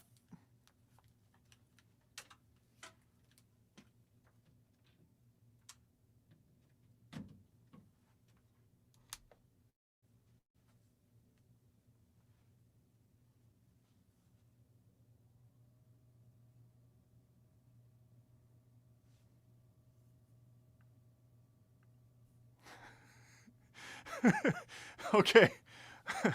I was not paying attention. The computer was at 3% battery. Anything after 4% is a death note. It's basically the computer is running on sweat, blood, and tears and a tiny bit of cum. You really have to pray to the gods. But I did rush and plug it in. I think we're okay. Holy shit, what a roller coaster to end the year. Oh, I got two $10 super chats from the top rope. Now my phone camera will die. Merlin's back for $10. My brother and I haven't seen each other in 5 years and finally caught up this Christmas. We were talking about movies and he mentioned that the political messaging matters to him a lot. Okay. And he's back for $10 more. Part 2, I don't know why, but this bugged me because I always like to look at movies for what they are. I don't care about political messaging or anything. I just want the movie to be good. Yeah, I've noticed this way more in the last few years where there's just all these guys that are like, oh, the movie's propaganda and it's pushing this agenda and the message and da-da-da-da-da-da. I'm dumbfounded as how to even reply to these people because they seem like they're just living online and not really in the real world at all. Because what's the message that's being pushed in a lot of these movies? I hear it over and over again, like, oh, this movie's pro-gay or pro this or that. It's like, what, because there's a scene in the film? Who fucking cares? Hollywood's been gay as shit forever. It's not going to turn you into a gay person.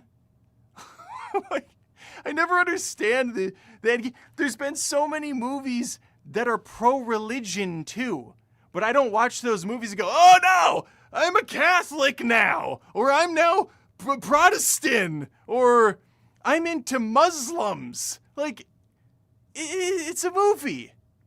There's always little bits of messaging.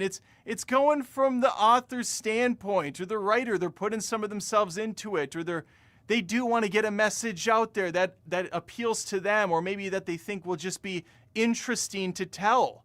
That doesn't mean you have to take it as like some sort of sacrilegious thing. Like, oh my God, I got to boycott this now.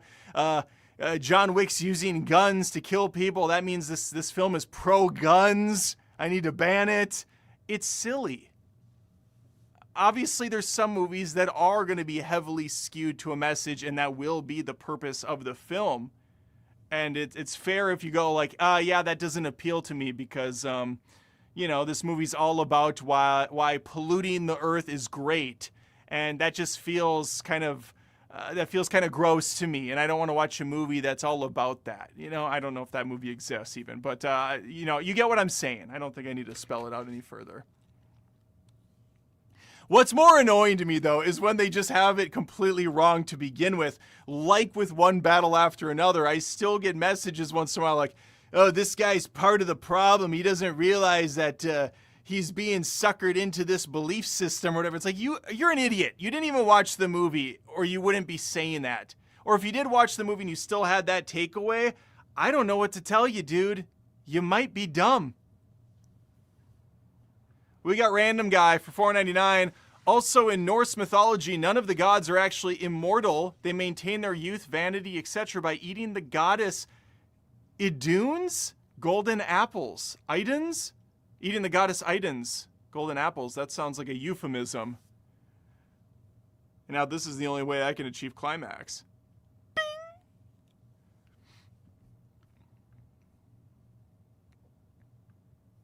Salty Bay for $10. Thank you.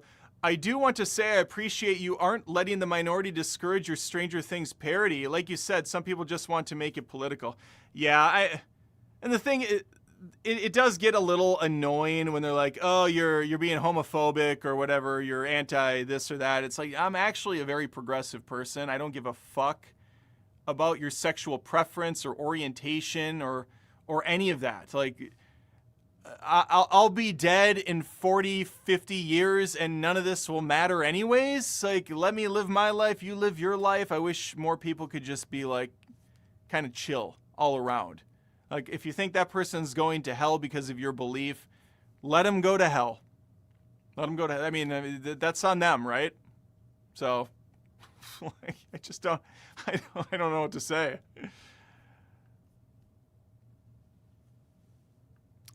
Mr. Nice Guy, hey Adam, can you give me some life advice? I'm going off to college at the end of my last semester, and I honestly regret not putting myself out there because I'm shy and introverted. Get out there, sir. Get out there, Mr. Nice Guy. Again, I just said it. We're all gonna die. We're all gonna be rotting in the ground. Put yourself out there, have some fun with it, and own it. If you fuck up, who cares?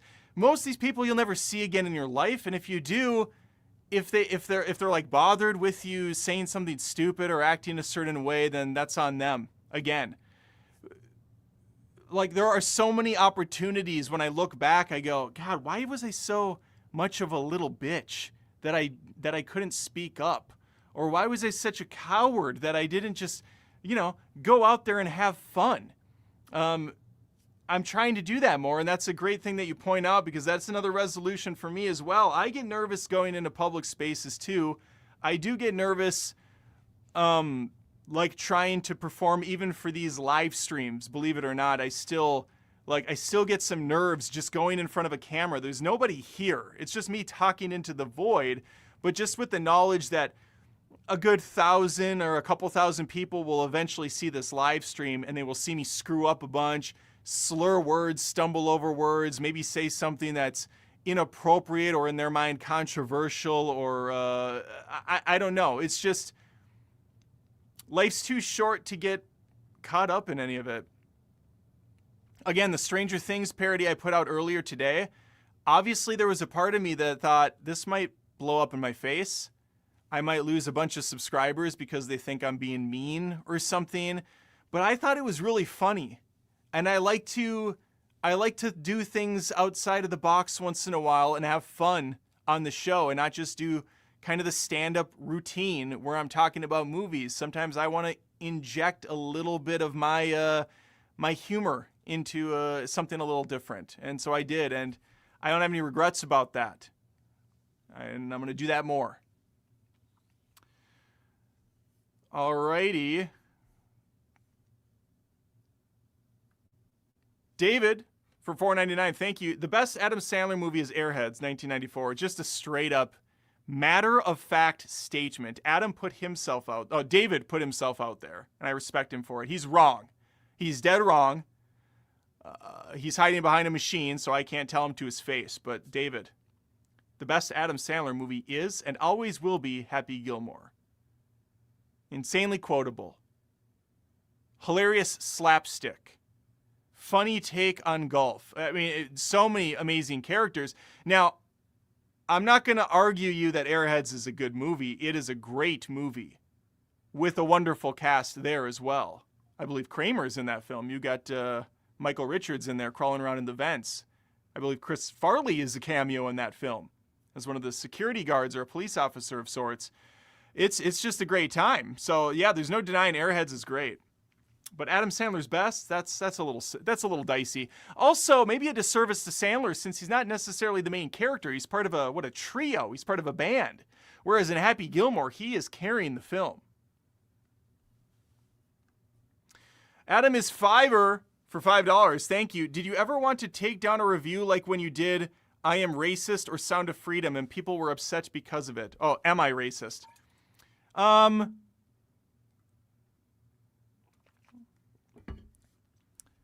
No, the only review, I've looked back on some reviews and thought I should have gone harder in them. And that was me being kind of a wuss. And that was me being intentionally a little too vague from my real feelings, and I do regret it. I think one of my worst reviews in the last couple years was for, what was it called? The Apprentice, the Donald Trump movie. I did enjoy that movie. I thought it was a little long and a little slow at points, and I wish it had a better ending, but it was a good movie. But because of the politics at the time, and because I was really trying to grow my channel, I was pretty nice. And I'm going to be honest with you, I think Trump is an asshole and one of the worst people on the planet. And that's not a political thing. That's me gauging him as a person. I think he's a garbage person. And so I wish I would have just been a little bit more honest in my review instead of pussyfooting around it and trying to both sides the situation. This is not a political channel. This is not a religious channel. I'm an independent, but there's clearly right and wrong in the world. And yeah, I fall on the side of fuck that guy. So yeah, there are reviews that I definitely regret how I handled them. Gen X reviews for $5. Thank you, Gen X. Yes, I sometimes have a nervous breakdown before I go live. Why? I have no idea. It happens more often than you think. Thank you for sharing that. Rudy, I love you, sir. I appreciate that. We'll have you on in the next year, and I got to collab on your channel too. He invited me on to do a Christmas thing. I was supposed to do a Rumble deal that completely fell apart in my face, exploded all over me. It was disgusting. Hopefully they can fix it next year, but it is what it is. You should never rely on something so hard that you're confident that, yeah, this is going to be my ticket. This is going to be how I'm going to save up for this or pay this off or whatever. It's tough when you get your hopes up too high and then it falls apart. David for $9.99. Wait, did I skip? Did he say this again? Or did I just reread it? Oh no, he's he's reiterating the best Adam Sandler movie is Airheads 1994. He is adamant about it. Mr. Nice Guy for $1.99. Thank you. What are some bad movies with good concepts? Bad movies with good concepts.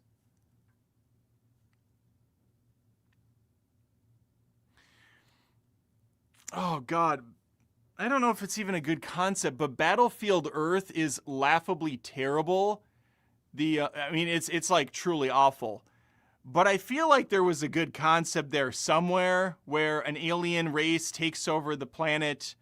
It's kind of a post-apocalyptic scenario where there's only a small patch of humans alive and they're enslaved and they rise up to take on the aliens.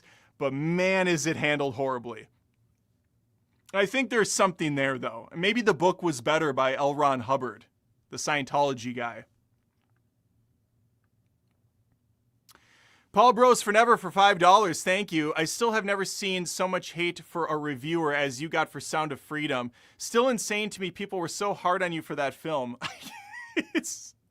And it's supposed to be from like these religious people. That was the one. The funniest thing, what I can't get over was how cultish it all was. I was gone when Sound of Freedom came out. I was on a cruise that my wife's family generously paid to take us on. It was awesome. It was one of the best experiences I ever had. And I had no cell phone coverage, or, you don't have reception when you're on a cruise. You're in the middle of the fucking ocean. So I come back and I kid you not, I had hundreds of comments calling me a coward, calling me a loser, calling me a pedo, calling me all these terrible, a demorat, a demoncrat, like all these crazy names because I didn't review Sound of Freedom. I didn't even know what the fuck Sound of Freedom was. And I was so blown away, like, what the fuck did I do? And so I Google it and I find out it's this movie taking on the establishment and all the child trafficking going on in the country, and this is going to be the movie where we get the message out about how corrupt Hollywood is, and The movie had nothing to do with that, even. The movie doesn't even take place in America for the most part. It had nothing to do with the government or the Hollywood cabal or any of that. It was so crazy. And so then I saw the movie. It was so long and drawn out and kind of goes in these unfocused directions. It wasn't bad. It just wasn't very good. It was just this kind of like blah film that everybody hyped up so badly. And so I said that in my review, and oh my God, hundreds, if not thousands, of comments between the YouTube short and my main video, just going off on me, how I'm going to hell, how I'm covering up for them, how I'm part of the problem, blah, blah, blah. Like, just terrible things from these supposedly good Christian folks. It's just wild. It's like, fucking Christ, what do you want me to say? Well, I know what they want me to say, but. 1999 from David, thank you. I don't like Trump, but I do like the Adam Sandler movie Airheads. David is all in on Airheads. He loves Airheads, the movie. He loves the snack. Just everything about it works for him. Thank you, David. Bing Bong for $5. Thank you. Over $100 in 10 minutes. Adam, you got to stay with us another 15 minutes, baby. I didn't put that on. Bing Bong, I didn't do that. I didn't give an arbitrary number this time around. Sometimes I do that. Sometimes I say, all right, if I get a certain amount, I'm going to stay online. But no. But I will stay a little bit longer regardless. We all have our we all have our hills in regards to Airheads. Yes. This I fully endorse. Airheads greater than Coneheads. I saw Coneheads not that long ago. My God, it's not good, guys. People were talking it up. I didn't see it funny at all. And it had so many good actors in it. It was a disappointment.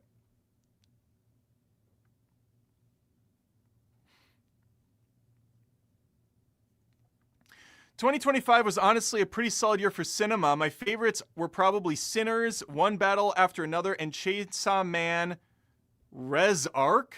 I don't know what Res-Arc means. Res-Arc? Didn't see Chainsaw Man, obviously. But I did really like One Battle and Sinners. They were both on my top 10 list. Have you heard of the movie Johnny Mnemonic? Yes, with Keanu Reeves. I have not seen it. However, my dad and brother, the only time I think they ever went to a movie without me, and I don't know why to this day why they went to the movie without me. Maybe I made them upset or something. I'm pretty sure it was because it was after a hockey game or some nonsense. But regardless, still upset about it. They went to Johnny Mnemonic. It's the only movie that I recall them ever walking out on. My dad doesn't ever walk out on movies, but he said that it was horrible and they walked out on it. I'm taking them at their word. Although my brother has led me astray before. When I was in Arizona, he called me up laughing on the phone because he was still laughing from the movie he saw, which was called Wild Hogs, and said, Adam, you and Lindsay have got to go out and watch Wild Hogs. It's hilarious. And I said to him, Jake, the Tim Allen movie, I don't think it could look any unfunnier. I don't think it could look any less funny. And he said, Adam, it's fucking hilarious. So I spent my hard-earned money for 2 movie tickets to a matinee of Wild Hogs. That's an hour and a half I'll never get back. That's $20 I'll never get back. And that is one movie my brother will never not hear about from me because I don't forget bad movie recommendations. That was my 9/11.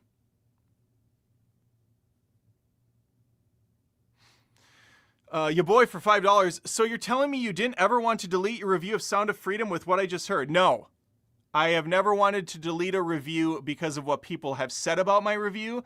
I've only wanted to delete reviews if I felt I did not give the review like the best performance I could have as far as like what I believed when I said it.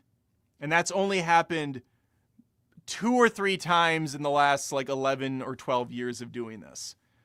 But no, I don't like it. It never feels good to hear like kill yourself over and over again or calling you things that are completely out of hand. But there's just a lot of sad, miserable people out there. And when a movie hits kind of a broader audience, that's not the core audience I have, you're just going to get that kind of shit. Like it's just going to happen. You turn it off. It's not like I'm forced to read the comments.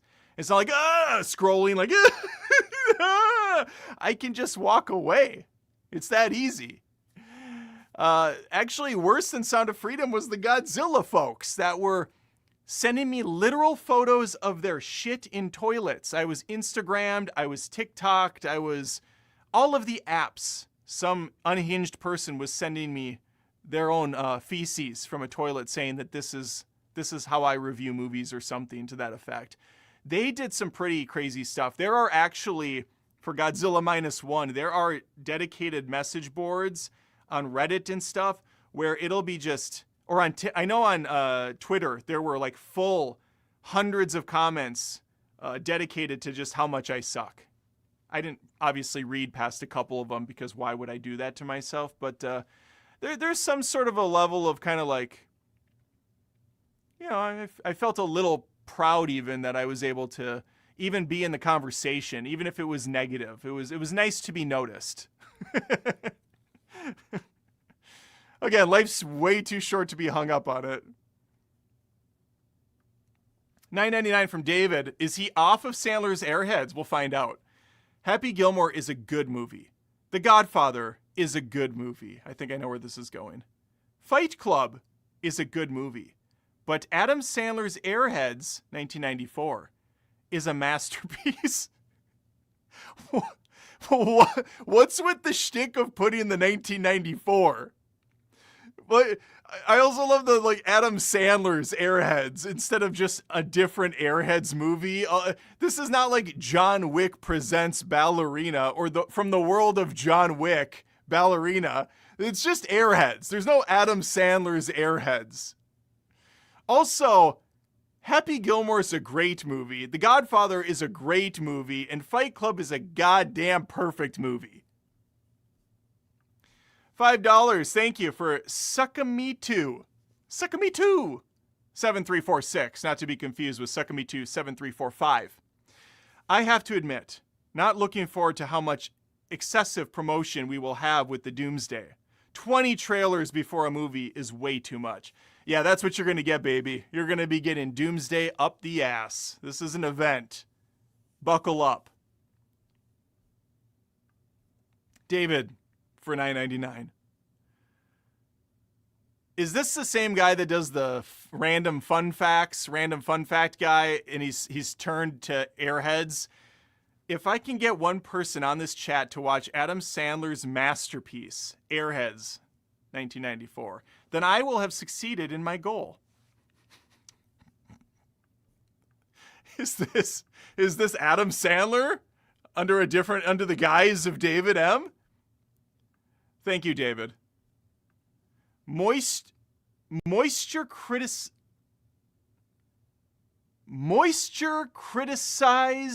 4329 for $5. That's a tough name for me to say. If you could only see 3 movies in theaters in 2026, what would they be? Doomsday, obviously. We're all waiting for Doomsday with bated breath. Christopher Nolan's masterpiece, The Odyssey, obviously. Probably Dune 3 to complete the set. And I mean, I might have to go with Mario Galaxy to just kind of lighten the load. I might have to do Mario Galaxy. Is there another masterpiece I missed? Movies releasing. I do this every time. 2026. Why do you guys make me do this every time? God, there's that Street Fighter movie coming out. That looks like it's going to be one of the movies ever. Michael. I might have to do Michael instead of... These are theater releases, right? So the big screen matters. So Dune has to be a theater. It's a must-watch in the theater. At home, you lose 50% of the spectacle. The Odyssey has to be theater. It has to be. I don't care enough about Doomsday to say it needs to be theatrical. I might say Michael does. If you gave me 5 movies, I'd put Doomsday in there, but I only have 3, and I'm going to have to go with Michael. So Dune, Michael, The Odyssey are the 3 movies I got to go to in the theaters. But let's be honest, I'm going to be seeing everything in the theaters that I can. Because I got that AMC Stubbs card, baby. I got Nicole Kidman walking me down the aisle. Here comes the nerd. Here comes the nerd. I took these off at the wrong time. I got to read more. I found this channel by searching Nosferatu was bad. back when that came out and have been well entertained ever since. Keep up the good work. I appreciate that. I go back and forth. Some of you may notice with and I've actually been doing, so you can do ABC. You can do ABC testing on YouTube, which is awesome for thumbnails and titles. And so I have been dabbling with, do I go with the bare bones title or do I go with the more salacious title? So for instance, Avatar sucks.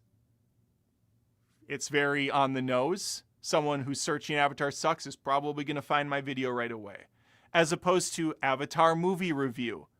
It's a little bit more cautious. It's a little bit more mysterious. Is he going to like it? Is he going to hate it? Well, if I look at his picture, he looks a little bit disturbed by it. So I've been toying with where to go with it, if I put myself out there in the title or if I keep it mysterious. I think with the A/B testing, I have found that the more bare bones titling is better, which is probably why you see all the big critics do that. Jeremy Jahns, it's always just title of movie, review. Chris Stuckman, title of movie, review. Kind of all the big hitters do that.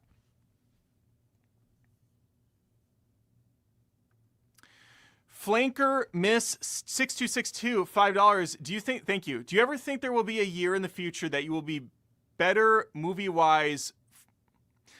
I'm sorry, let me read again. Do you think there will ever be a year in the future that will be better movie-wise for you compared to the golden years for you currently? I hope so. I think 2024 was quite a bit better than this year of 2025. I actually said last year, you don't have to quote me now, you can quote me in several videos at the end of last year, that it was a pretty damn good overall year for films. This one was rough, but if we look back, it does seem like around the late 90s, early 2000s, there was really some benchmark years, like 97, 98, 99, 2000. Around that time, there was a lot of innovation. There was a lot of great storytelling. There was a lot of great performances. Performances, as of late, have been so far and few. I can think of a lot of female performances that were pretty damn good this year. I have a hard time coming up with a lot of male ones. I don't know why that is, but yeah, we're definitely lacking in some of these departments.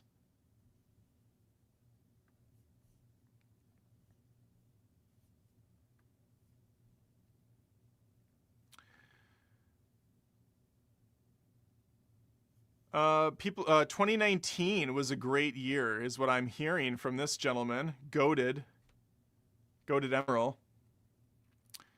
2019 movies.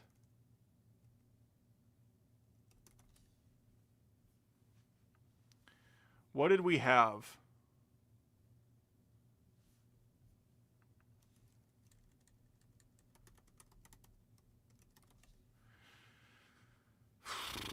Avengers Endgame, The Lion King was awful, the live action thing. Frozen 2, fine. Toy Story 4, fine. Joker, fine. Spider-Man Far From Home, not great. The Irishman, all right. Parasite, I really liked Parasite. Once Upon a Time in Hollywood, I didn't care for Hollywood. Marriage Story, I actually really liked that one. It was one of the best Netflix exclusives still to date.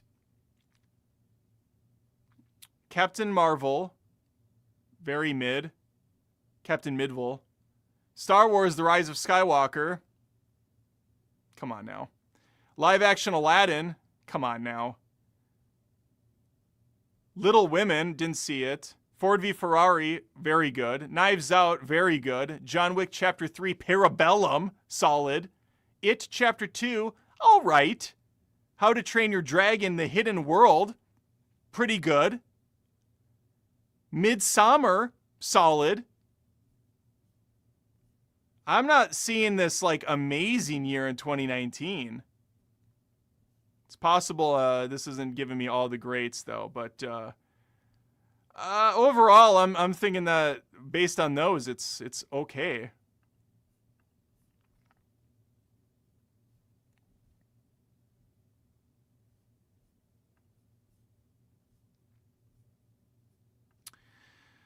Whoopi Goldman for $2. How come Naja 2 was not in your best of 2025? It was.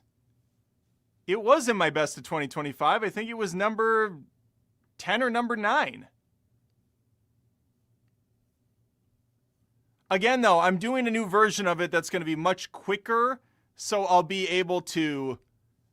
you're not going to miss some of the longer ones or forget about them, but it should have been in there. Ant-Man in Thanos' butt for 4643. Hot. $10. Thank you. Since you say you have no interest in these two, I'm curious which one you think has the best potential to pull you back in. Harry Potter TV show or Avengers? Avengers. 1000% Avengers. Everything I've seen about this Harry Potter TV show looks like it's going to be a train wreck or a lamer version of the movies. Not saying it can't be great. It's just reading the tea leaves, nothing's appealing to me yet. Both of them could be great. Troy McClure for $5. For fuck's sake, I've seen Airheads, but Sandler is a small piece of that equation. He's like fourth fiddle, and in the world of fiddles, that ain't shit. Holy crap. Shot fired from across the bow. 1917 was the best from Goated. Oh, that was a great movie. I'll give you that for sure. Thank you for the $2. But 1917 was a very good movie. That was the good old-fashioned one-take shot. I think they said it was about 3, but, you know, seamlessly moves at like a one-camera look. Oh, and here we are. David is back with a vengeance. $9.99. Thank you, David. If they released the fat... Oh, how do you say that guy? I never say his name right. Phaser, Sandler, Buscemi vehicle, Adam Sandler's Airheads, 1994 in 2025, I can personally guarantee the movie would make $2 billion because I would buy every ticket. Damn. That is, okay, wow. David, sir, I say to you with tears in my eyes, if you have that kind of cash, just give it to me and I will fucking make it happen. Okay? I will make Airheads 2025 happen. I will reach out to Sandler. I'll get on a plane. I will throw a bunch of the money that you gave me at his feet and we will get this shot.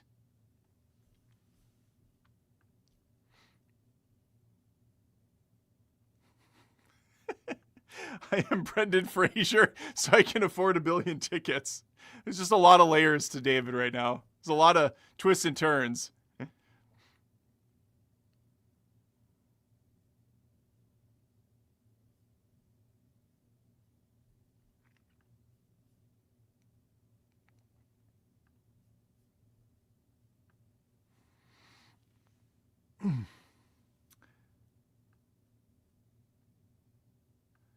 Quote of the year.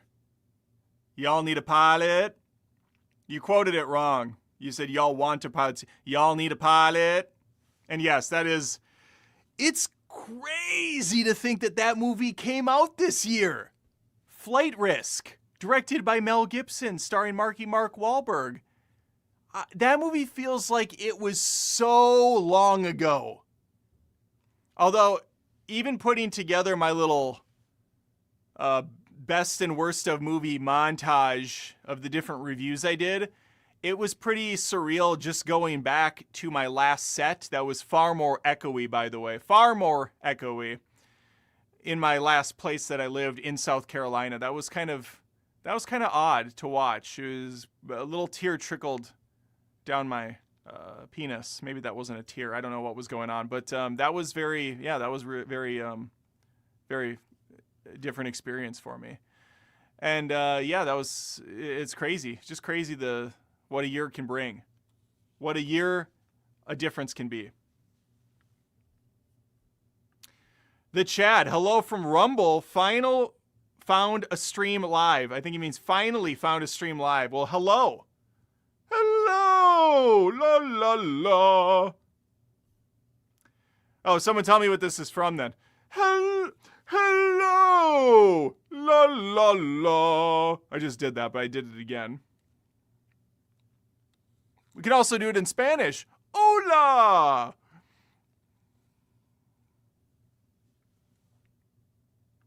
Y'all need a pilot. David's got it. Fun fact of the day. Hannibal Lecter never says, "Hello, Clarice. It's good to see you again." A man of culture, Rob says Seinfeld. Seinfeld, yep, Rob gets it. Rob, we're going through Seinfeld right now. My wife's on a Seinfeld kick again. She started all the way back in season 1, and it is a pretty rough go for the first 2 seasons of Seinfeld. There are some gems in season 2. Season 1's basically throw it in the garbage and never look back. But yeah, season 3 is really where it starts to gear up, and then 3 through 9 are about as gold as comedy can get. La la la. Street Fighter versus Mortal Kombat 2 both come out in 2026. Street Fighter looks like a hilarious shit show, but an intentional one. It's either going to be a really funny time and a really good experience, or it's going to be just a complete miss. Mortal Kombat 2 looks much better, and I love that they're focusing on Johnny Cage as the lead short for protagonist. But Mortal Kombat 1 sucked. So it's kind of like, I don't know where to go with it. I think Street Fighter's sadly going to be a miss. Just my feeling based on the past Street Fighter movies. We had that Jean-Claude Van Damme one that was awful. And then there was that Chun-Li one that I think 4 people saw, and I was not one of them, but I heard it's terrible. Mortal Kombat 2, the director, they have potential to make a cool movie. So I'm gonna hold out hope for that one. Dolores? Classic. Mulva? What a blessing as we cross into 2026. A year of blessings and no curse. We are ending the year the right way. Before God in prayer. Tune in now, Jesus. Rumble is such a shit show of like spamming, and their platform is really something else over there. Thanks, what a blessing. Idiot. 2023, worse than 2025 theatrically. Can't talk. Thoughts? I mean, isn't 2023 basically the... Yeah, I would imagine it was. I think it probably was, because there's still a lot of like post-COVID movies coming out. Let me look. Oh, my camera's at 5% battery remaining, so we're going to have to shut this down here shortly. Yeah, 2023 looks pretty terrible for movies. Ugh. Yeah, I'm not seeing anything stand out here too impressively. Strange Darling was really good. John Wick Chapter 4 was fine. Evil Dead Rise was cool. God. There's a lot of bad stuff in 2023. Americana? That was not a 2023 movie, was it? I feel like I saw that this year. That was all right. I thought that was okay. Gran Turismo was surprisingly great. The Creator was fine. It was all beauty and no substance. Adam Driver's 65 was very mediocre. The Flash was fun and, you know, like a shit show, but it was a fun superhero ending to that DCEU nightmare. Beau was Afraid. I have mixed thoughts on that one, but it was entertaining. I like The Creator. I actually had one of the actors from The Creator on a live stream a couple years back. He's a really cool dude. I played around a Fortnite with him, even. Yeah, I've seen The Creator a couple times. Like, it's a solid movie. It's just that director. He also did Jurassic World Rebirth, which was ass. He just has a real, and he did the Godzilla kind of reboot. He just has a hard time really getting those characters down to have any emotional stake.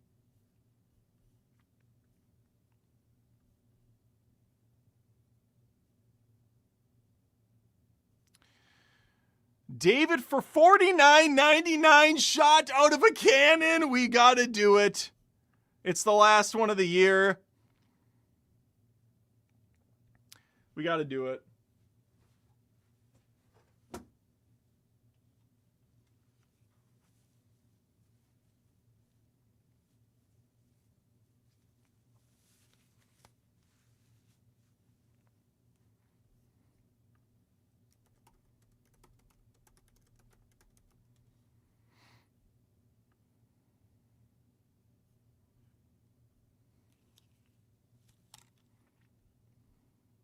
Growing up, you don't see the writing on the wall. Passing by, moving straight ahead, you knew it all. But maybe sometimes if you feel the pain, you'll find you're all alone. Everything has changed.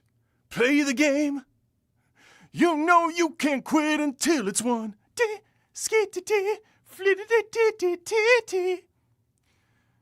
We'll go to the refrain. I can see a new horizon underneath the blazing sky. I'll be where the eagles flying higher and higher. Gonna be a man in motion. All I need is a pair of wheels. Take me where my future's lying. Fucking St. Elmo's fire. It's 11:13. I just woke my daughter up, I'm sure. David says, I recently marathoned through every Harry Potter movie over Christmas break. They're all beautiful, but I particularly love Goblet of Fire and Sorcerer's Stone. However, the best movie is Adam Sandler's masterpiece, Airhead, 1994. Oh, that was beautiful. David, at $9.99. Adam Sandler's character Pip from Airheads, 1994, would have killed Voldemort immediately because of his infinite power level. David, for $4.99, Out Cold with Zach Galifianakis? That's a masterpiece. I have not seen Out Cold. I feel like you're talking to Bubba in the chat if he's still there, because he freaking loves Out Cold.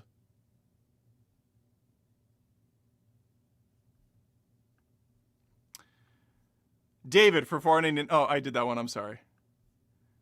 Whoopi Goldman for $2. Thank you. Hope you don't mind the spice. Are you an atheist? Dun, dun, dun! Yeah, I guess more specifically, I would be categorized as an agnostic atheist. I don't particularly believe there's a single dude with a beard skydiving around the clouds and kind of picking off a few people to bring up with him. But I don't rule out the possibility of some sort of a grand creator or design, or we're part of something magical and special, and someday we'll be resurrected in another form. But I need a lot of heavy evidence to believe that. I did grow up Catholic. My dad's side of the family is staunch Catholic, so I've done the Hail Marys. I've done the. I was even an altar boy, actually in 3rd grade.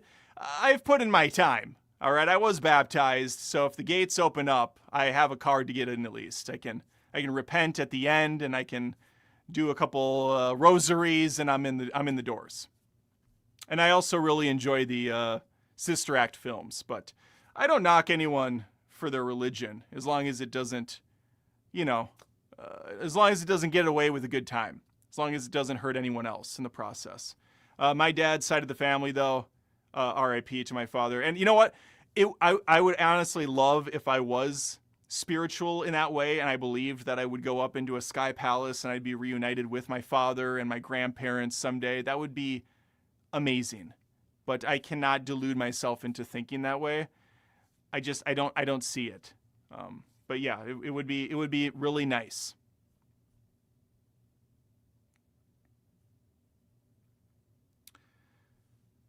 Mr. Nice Guy, would you rather deal with It's Always Sunny gang every day or have to deal with the Seinfeld gang? Oh, I love the Seinfeld gang. The Always Sunny guys, they're way too dark. They're fun as hell, but they're way too dark. I feel like I would be shot or burned alive within the first week with them, accidentally or intentionally so. You do not go against the golden god. Seinfeld, they're just hanging out at the coffee shop. I could be one of them, I feel like. David for $4.99 is back. If they remade Jurassic Park with the characters from Steve Buscemi's Airheads, 1994, as the dinosaurs, I would watch that.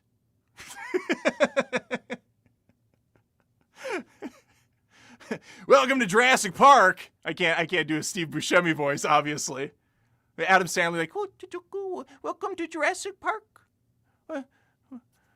The gates are open. Come inside. You see the Jeeps over there. You can go for a ride. Jurassic Park, Jurassic Park. That's the Adam Sandler new song for it.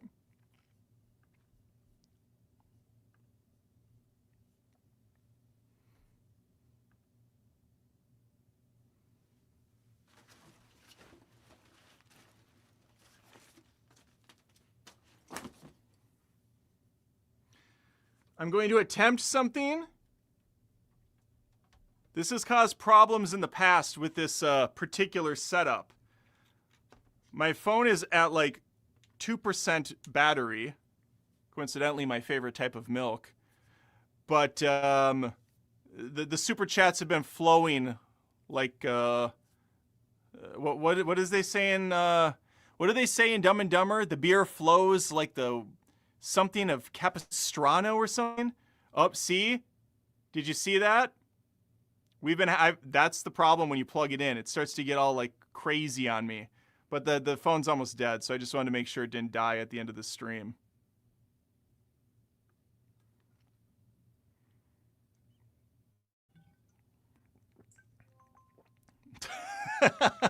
What?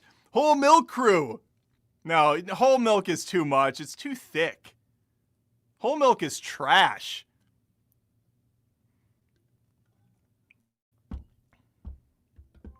See, what is it doing? Why is it doing this? This just doesn't work to plug it in. Okay, well, you know what? When the clock hits 0 and the battery hits 0, that means it's time to end. Where the beer flows like wine and the women flock. You didn't finish it. Dumb and Dumber quote, where the beer flows like wine, where beautiful women instinctively flock like the salmon of Capistrano. I'm talking about a little place called Aspen. That's the line. Someplace warm, a place where the beer flows like wine, where the beautiful women instinctively flock like the salmon of Capistrano. I'm talking about a little place called Aspen. Oh, it's gold, Jerry. It's gold. Okay, guys, I'm going to wrap it here because the camera's on the fritz. It's saying, Adam, it's time to stop. You've been going for 2 hours and 13 minutes. This is the final live stream of 2025. I hope you guys have a phenomenal new year. I cannot wait for 2026 to kick in. As I stated earlier, I got a lot of plans. I got a lot of pie in the sky ideas, and I hope I can make even some of them a reality. You guys were awesome. This was a very fun last live stream for the year. We got a little singing. We got a little dancing. After all, Mrs. Francine. I'll see you in 2026. Have a wonderful night. Take care.